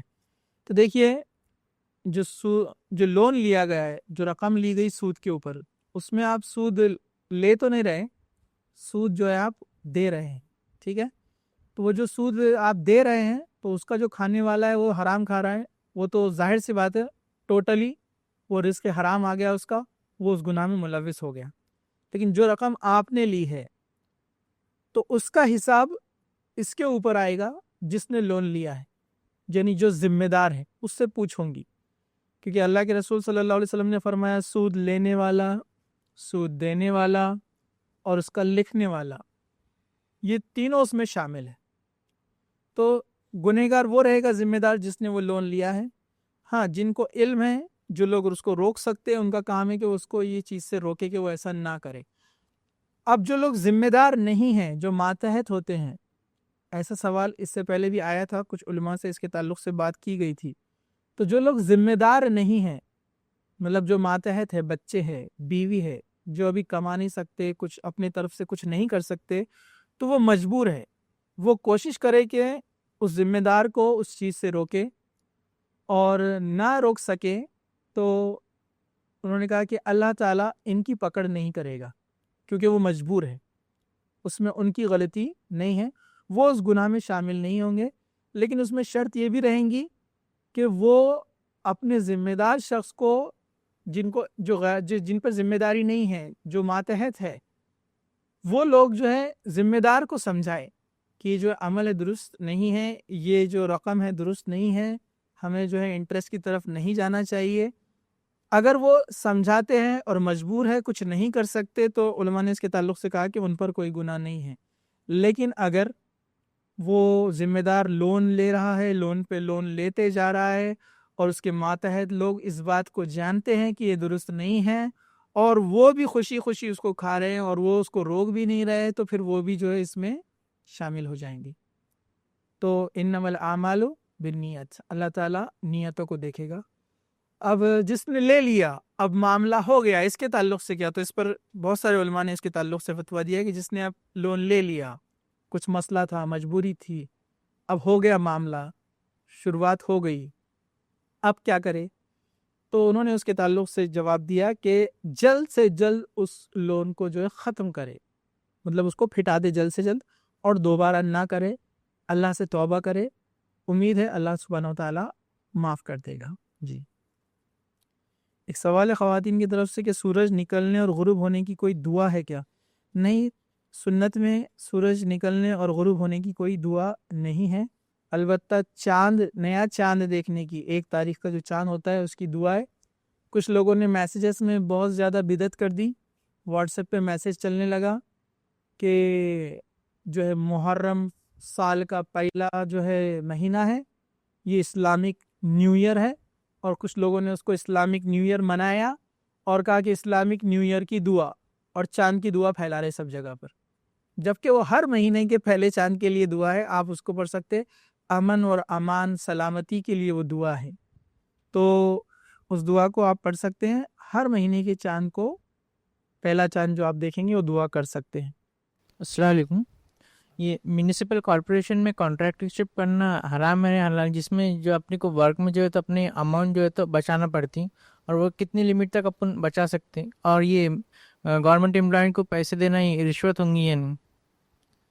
بھائی نے سوال کیا کہ جو ہم کچھ گورنمنٹ سیکٹرز میں, کارپوریشن وغیرہ یا بہت سارے جو الگ الگ شعبے جہاں پر ہم کام کرتے ہیں, تو اس میں جو ہے ہم ان کو کچھ کانٹریکٹ حاصل کرنے کے دوران جو ہے کچھ بلز وغیرہ بنا کر دیتے ہیں, تو اس میں کتنی انکم ہم کر سکتے ہیں, کتنا بچا سکتے ہیں, کتنا نکال سکتے ہیں. تو اس کے تعلق سے تو یہ رہے گا کہ آپ کی اسکل ہے, صرف آپ کوشش یہ کریں کہ آپ سے کوئی حرام کام نہ ہو. اب آپ کی اسکل ہے کہ آپ سستے سے سستے ریٹ میں وہ کانٹریکٹ کو حاصل کرتے ہیں, لیکن آپ کو ایسا ڈر لگ رہا ہے کہ اتنے سستے میں تو کام ہو ہی نہیں سکتا، ایک دم کوالٹی بیکار ہو جائیں گی اور جو کام آپ کریں گے اس سے پبلک کو نقصان ہوگا، تو پھر ویسا کام آپ نہ لیں۔ لیکن آپ کو لگتا ہے کہ نہیں، اتنی رقم میں اپنے کو ملنے کے چانسز ہے اور اتنی رقم میں وہ کانٹریکٹ لینے کے بعد آپ ایک اچھی کوالٹی والا ورک بھی دیں گے لوگوں کو اور آپ کی بھی اچھی خاصی ارننگ ہو جائیں گی۔ آپ کی ارننگ کم زیادہ ہوتی ہے وہ الگ میٹر ہے، وہ زیادہ اہم نہیں ہے۔ یہاں اہم ہے کہ لوگوں کو جس مقصد سے وہ کام جن کے لیے کیا جا رہا ہے پبلک کے لیے، ان کو نقصان نہ ہو۔ اگر ایسا آپ کرتے ہیں تو اس میں کوئی حرج نہیں ہے۔ دوسرا ایک معاملہ یہ بھی پیش آتا ہے کہ اب ہم جب کچھ شعبوں میں کچھ سیکٹرز میں کام کرتے ہیں تو بغیر رشوت کے وہاں پر کام ہوتا ہی نہیں ہے۔ تو اس پر بھی علماء نے فتویٰ دیا ہے کہ جو انسان مجبور کر دیا جائے، نہ اس کی نیت ہے دینے کی، ٹھیک ہے، اور نہ ہی اس کا کوئی ایسا ارادہ تھا، لیکن اگر وہ نہیں کرے گا تو وہ کام بالکل ہی نہیں ہوگا، اس کا کیا کسی کا نہیں ہوگا۔ تو ایسے مجبوری کی حالت میں آپ جو ہے ان کو وہ رشوت کی رقم دے سکتے ہیں۔ تو اس میں علماء نے جو ہے فتویٰ دیا ہے۔ لینا تو ہر حال میں حرام ہے، کوئی مجبوری میں بھی نہیں لے سکتا ہے، سوائے تب لے گا، اور تب تو ایسے حالت رشوت میں تو نہیں آتے کہ موت کے قریب ہو، کیونکہ انسان اگر موت کے قریب ہو تو حرام کھا سکتا ہے کہ اگر وہ نہ کھائیں گے تو مر جائے گا۔ جیسے کہ انسان جنگل میں ہے، بس مرنے پر ہے، اور وہاں پر اس کے سامنے شراب ہے یا سور کا گوشت موجود ہے، تو یہ حرام اشیاء ہے، لیکن جان بچانے کے حد تک اتنا، زندگی بچانے کے حد تک اتنا وہ اس کو استعمال کر سکتا ہے۔ لیکن رشوت کے معاملے میں یہ رول تو آئے گا ہی نہیں، اصول بالکل بھی نہیں، تو لینا ہر حال میں حرام ہے۔ سوال آیا ہے خواتین کی طرف سے کہ شادی وغیرہ کے دوران دلہن مہندی لگاتے ہیں تو باقی نماز کے ٹائم اس کا وضو نہیں رہتا، تو وہ کیا کرے؟ تو یاد رکھیے نماز فرض ہے، مہندی فرض نہیں ہے۔ مہندی لگائی جا سکتی ہے، منع نہیں کیا آپ کو شریعت نے، لیکن نماز فرض ہے۔ آپ نے کتنا ہی اچھا مہنگا ڈیزائن بنایا ہو، لیکن نماز کا ٹائم آ گیا، آپ اس کو دھو ڈالیے۔ نماز فرض ہے۔ مہندی کتنے دن رہیں گی؟ 1 مہینہ، 1.5 مہینہ۔ کتنے لوگ تعریف کریں گے؟ 100-150 لوگ، لیکن وہ 100-150 لوگ قبر میں آپ کے ساتھ نہیں آئیں گے جب اس نماز چھوٹی ہوئی کا عذاب آپ کو دیا جائے گا۔ کوئی آپ کے پاس نہیں آئے گا اور وہ تعریفیں پوری ختم ہو جائیں گی۔ تو آپ نے کتنے ہی مہنگی قیمتی مہندی اور کسی سے پیسہ ڈال کر آپ نے بنوائی ہے، لیکن نماز کا وقت آ گیا، اس کو دھو ڈالیے۔ ہاں، اب اپنے عقل کا استعمال کیجیے آپ کہ دونوں کام ہو جائے۔ رات کو لگائیے عشاء کے بعد، صبح فجر میں نکال دیجیے۔ مطلب کرنے والے کے لیے بہت سارے راستے ہوتے ہیں، اگر کرنا چاہے تو۔ نہ کرنے والے تو بغیر مہندی کے بھی نماز نہیں پڑھتے ہیں۔ یہ معاملہ ہر ایک کے اوپر ڈیپینڈ کرتا ہے۔ اب یہ بات آئی تو اس میں اور ایک بات میں بتا دوں، کچھ لوگ جو ہے شادی بیاہ میں یا رمضان میں وغیرہ میں کیا کرتے ہیں، مہندی ڈلوانے کے لیے نامحرم سے مہندی ڈلواتے ہیں۔ یہ حرام ہے، بہت بڑا گناہ ہے۔ میں نے خود دیکھا ہے پروزن وغیرہ میں اور کچھ اپنے شہر کے علاقوں میں بھی رمضان کے دوران شوہر بھائی وغیرہ بازو کھڑے ہیں بے غیرت، اور گھر کی بیوی بیٹی وہاں پر ایک نامحرم کو اپنا ہاتھ دے کر مہندی ڈلوا رہی ہے۔ تو یہ حرام ہے، بہت بڑا گناہ ہے۔ یہ چیزیں قیامت کے دن بڑی مہنگی پڑیں گی، جس کو ہم بہت آسانی سے جو ہے چھوڑ رہے ہیں، تو یہ حرام ہے۔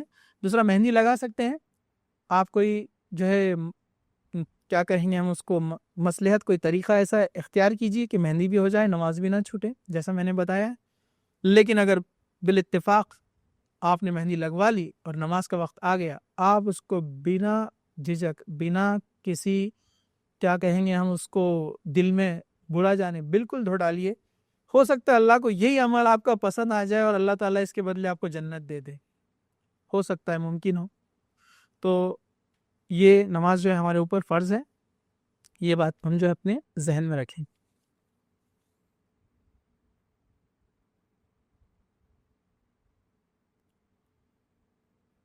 ایک اور سوال تھا خواتین کی طرف سے کہ بچوں کے لیے جو سب کاسٹ، یعنی کاسٹ کے اندر بھی جو کچھ کاسٹ ڈالتے ہیں ریزرویشن وغیرہ کے لیے، کہاں تک درست ہے؟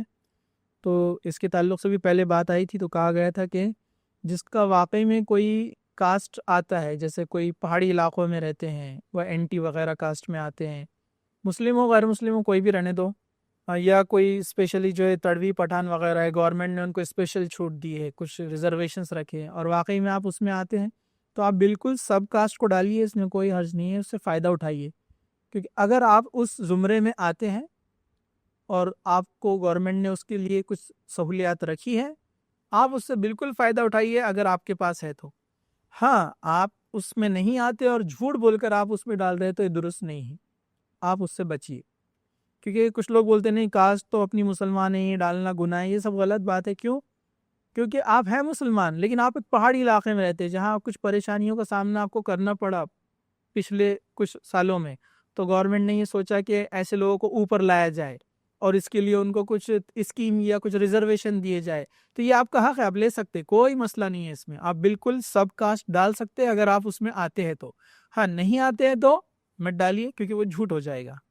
السلام علیکم۔ آپ نے دوران میں کہا کہ سفر ایک جہنم کا ایک جہنم کے اس میں سے ہے، کہ مطلب عذاب میں سے ہے، تو جو لوگ جیسا کہ اپنے تجارت کے لیے، اپنے نوکری پیشے کے لیے جو جاتے ہیں، ہاں یہ تو ہے کہ جو اللہ کی راہ میں جاتے ہیں، جو جیسا کہ آپ کام کر رہے ہیں، ڈاکٹر اپنے ایڈوکیٹ فیض صاحب کام کر رہے ہیں، اس کے سلسلے میں جو سفر میں جاتے ہیں وہ تو سمجھ میں آتا ہے، لیکن جو لوگ اپنے تجارت کے لیے، نوکری پیشے کے لیے جو سفر کرتے ہیں اور اس میں جاتے ہیں، تو ان کے لیے کیا ہے؟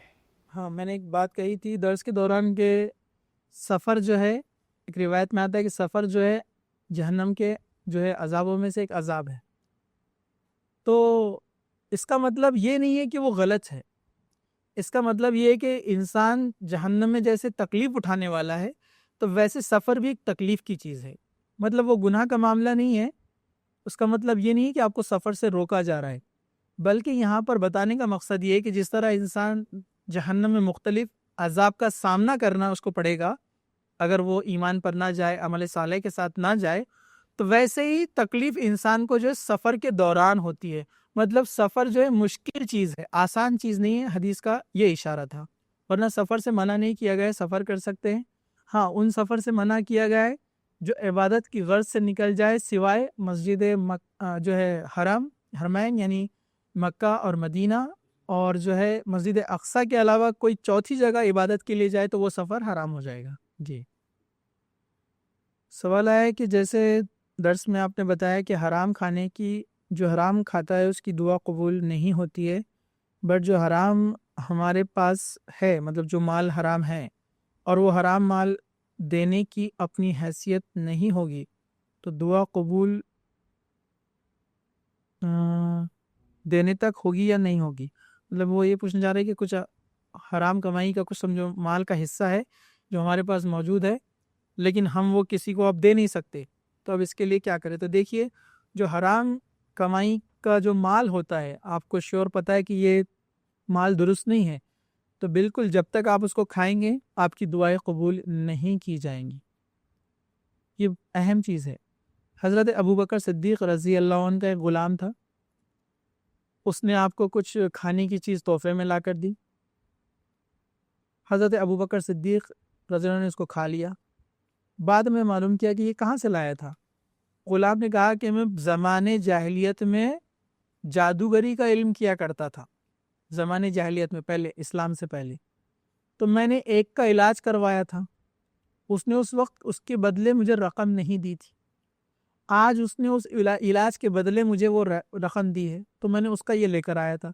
حضرت ابوبکر صدیق نے کہا کہ تو نے پہلے کیوں نہیں بتایا مجھے، یہ حرام ہے، اور وہ اپنے گلے میں انگلیاں ڈالتے رہے اور قے کرتے رہے اور اسے باہر نکالتے رہے جب تک کہ ان کو اطمینان نہیں آیا کہ پیٹ میں جو کچھ تھا وہ سب باہر آ گیا، اور اللہ تعالیٰ سے توبہ استغفار کرنے لگے۔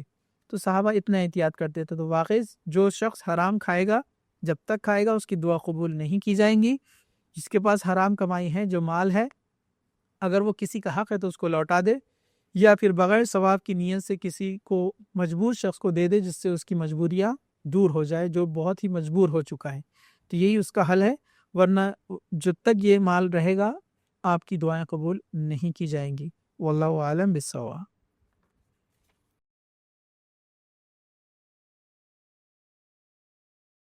اور ایک سوال تھا، کیا ہم کسی کے لیے دعا کے لیے نماز پڑھ سکتے ہیں کیا، اور نفلی نفل دعا میں سلام سے پہلے دعا کر سکتے ہیں کیا؟ انٹرنیٹ کا استعمال انسان کی زندگی میں بربادی لا لیتا ہے، کیا اس کا استعمال کر سکتے ہیں یا اس کے استعمال کرنے والے کو برا کہتے ہیں لوگ؟ دو سوال تھے. پہلا سوال یہ تھا کسی کے لیے ہم نفل نماز دعا کرنے کے لیے خاص نفل نماز پڑھ سکتے ہیں؟ تو نفل نماز آپ کبھی بھی پڑھ سکتے ہیں، کوئی حاجت کے لیے بھی آپ پڑھ سکتے ہیں. جیسے آپ نے نفل نماز پڑھی اور اس کے سجدے میں دعا کی جیسا حدیث میں بتایا گیا، میں نے آپ کو بتایا تھا، تو آپ یہ دعا کر سکتے ہیں. سلام سے پہلے اس خاص دعا، جیسے اس سے پہلے بھی سوال آیا تھا ہاتھ اٹھا کر، تو سلام سے پہلے دعا نہیں ہے. سلام سے پہلے جو سنت سے ثابت دعا ہے وہ ہے درود اتحیات ہم پڑھتے ہیں، درود ابراہیم پڑھتے ہیں، پھر اس کے بعد ہم جو ہے انی ظلمت نفسی ظلما یہ دعا کرتے ہیں، یا پھر میں نے جو بتایا اللہم انی اعوذ بک من عذاب القبر ایک اور دعا ہے. بس اتنے ہی ثابت ہے. اس کے علاوہ الگ سے جو دعائیں وہ سنت ثابت نہیں ہیں، تو آپ سجدے میں کریں گے، یہ بہتر رہے گا. اور دوسرا یہ کہ انٹرنیٹ کا استعمال کے تعلق سے جیسے اکثر تو اس کا غلط ہی استعمال ہو رہا ہے اور اس کے استعمال کرنے والے کو بھی لوگ برا کہتے ہیں، تو حقیقت یہی کہ انٹرنیٹ کا استعمال 90% یا 95% ہم کہیں گے تو غلط ہی ہو رہا ہے. بہت چند لوگ ہوتے ہیں جو انٹرنیٹ کا استعمال جو ہے اسلام کو پھیلانے کے لیے کرتے ہیں. اگر واقعی میں آپ امر بالمعروف نہیں عن المنکر، لوگوں کو اچھائی کا حکم دینے اور برائی سے روکنے کا کام کرتے ہیں اس کے ذریعے، تو استعمال کیجئے. اپنی دنیاوی کچھ ضروریات کے لیے، جیسے کوئی اسٹوڈنٹ ہے اپنے تعلیم کے لیے اس کو استعمال کرتا ہے تو بھی اس میں کوئی حرج نہیں ہے، مطلب نفع بخش علم کے لیے. لیکن ایسے ہی خواہ نیٹ پر بیٹھے رہنا، وقت ضائع کرنا، تو یہ بہت غلط بات ہے اور اکثر لوگ اس میں گناہ کے شکار ہو جاتے ہیں.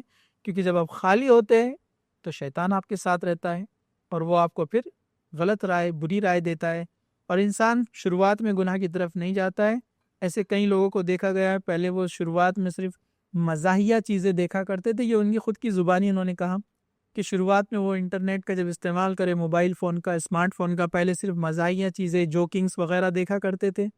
پھر جوکنگز میں نامحرم مرد عورت سب آنے لگے اور یہ تو بہت کامن ہو گیا آج کے حالات میں، ہر انسان کے واٹس ایپ میں آتا ہے. پھر اس کے بعد دھیرے دھیرے وہ کہنے لگے کہ غزلوں کا شوق شروع ہوا، صوفی نعتوں کا شوق شروع ہوا. کہا کہ یہ تو غلط نہیں لگتا، یہ تو کوئی بری چیز نہیں ہے، یہ کوئی بے حیائی والی چیز نہیں ہے. پھر دھیرے دھیرے فلموں کے گانے سننے لگے، پھر ٹی وی سیریلز، اور آج حالات ایسے آ گئے کہ بہت وہ گندی گندی چیزوں کی طرف چلے گئے. تو شیطان دھیرے دھیرے لے کر جاتا ہے، تو اس کو پہلے ہی بریک لگائے، اسلامی دائرے کے اندر رہ کر ہم جو ہے فون کا استعمال کریں، تو انشاءاللہ تعالی آپ جو ہے اس سے پھر بچ پائیں گے. اور بہتر یہ ہے، ایک ایسی میری رائے ہے اور کچھ ایکسپرٹ نے بھی اس کے تعلق سے یہ بات کہی ہے کہ جو بچے ایجوکیشن کے لیے موبائل کا استعمال کرنا چاہ رہے ہیں یا نفع بخش علم کے لیے موبائل وغیرہ کا استعمال کرنا چاہتے ہیں، تو وہ موبائل کا استعمال نہ کرے.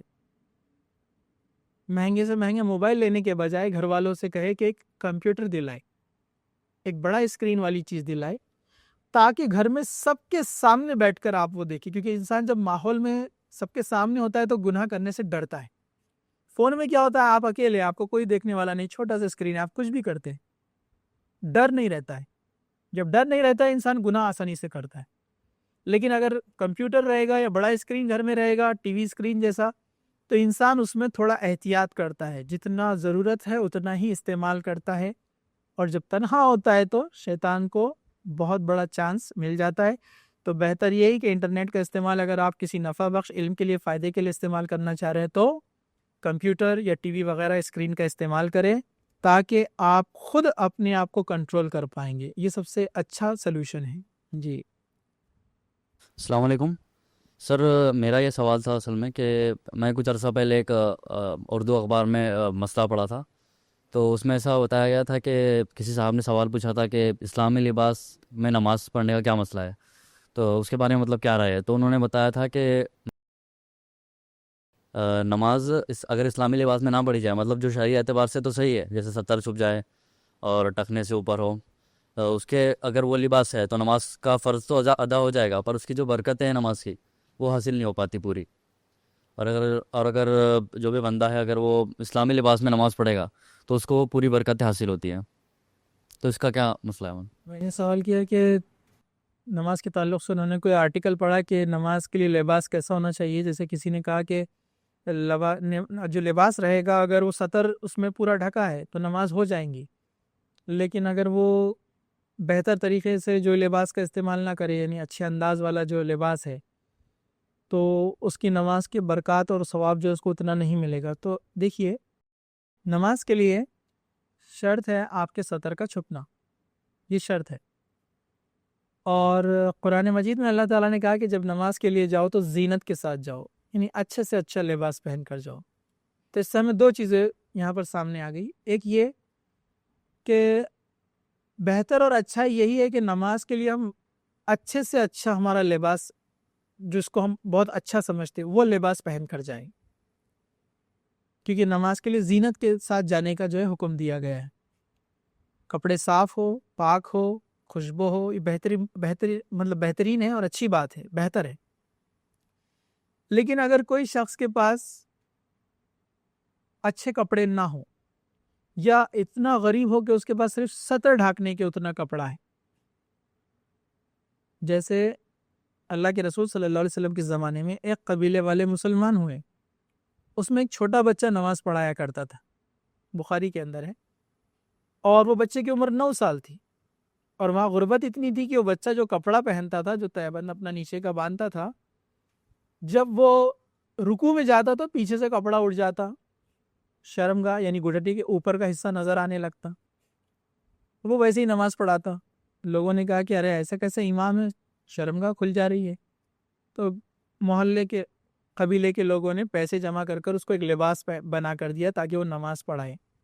تو ٹھیک ہے، تو مجبوری کی حالت میں آپ یا غربت کی حالت میں کوئی شخص سطر ڈھانک کر نماز پڑھتا ہے، اس کو پورا اجر ملے گا، کیونکہ اس کا معاملہ اخلاص، نیت دل سے ہے، اس میں جتنا اخلاص ہوگا اس کو اتنا زیادہ ثواب ملے گا، ٹھیک ہے۔ اسی طرح عبداللہ ابن مسعود رضی اللہ عنہ نے ایک بار کیا کیا، نماز کے لیے کھڑے ہوئے امامت کے لیے، اور آپ نے اپنا کرتا نکال دیا اور اس کو بازو میں رکھ دیا اور لوگوں کو نماز پڑھائی۔ کرتا تھا حالانکہ، لیکن پھر نماز کے بعد لوگوں کو کہا کہ میں نے ایسا کیوں کیا، تاکہ تم کو پتہ چل جائے کہ یہ ضروری نہیں ہے، بغیر کرتے یعنی سطر اگر چھپ جائے پورا تو بھی نماز ہو جاتی ہے۔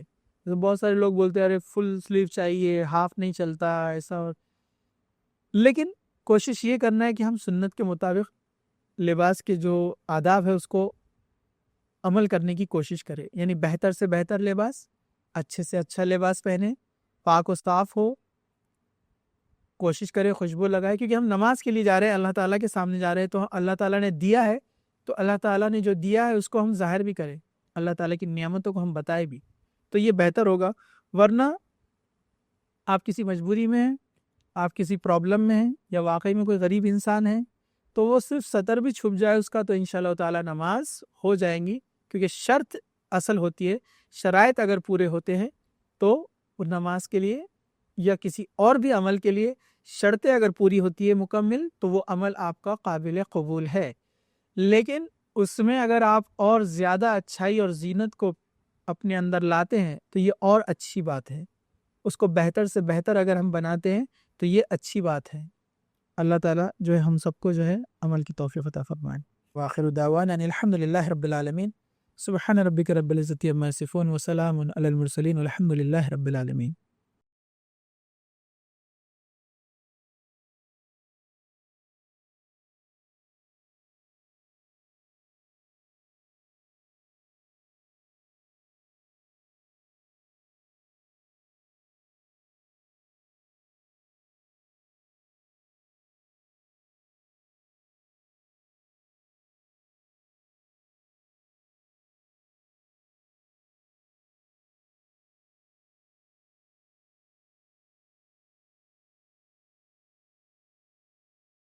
السلام علیکم، آپ بھی ہمارے اس کام میں تعاون کریں اپنی زکات و صدقات کے ذریعے۔ ڈونیشن ڈیٹیلز کے لیے ڈونیٹ اس پر کلک کریں۔ اگر آپ کو ہمارے ویڈیوز پسند آئے ہیں تو اسے شیئر کریں اور ثواب کے حقدار بنیں۔ روزانہ ہمارے ویڈیوز کو پانے کے لیے ہمارے یوٹیوب چینل کو سبسکرائب کریں اور بیل آئکن دبائیں۔ ہم سے دیگر سوشل میڈیا پر جڑنے کے لیے ویڈیو میں دیے گئے آئی ڈیز کو سرچ کریں۔ جزاک اللہ۔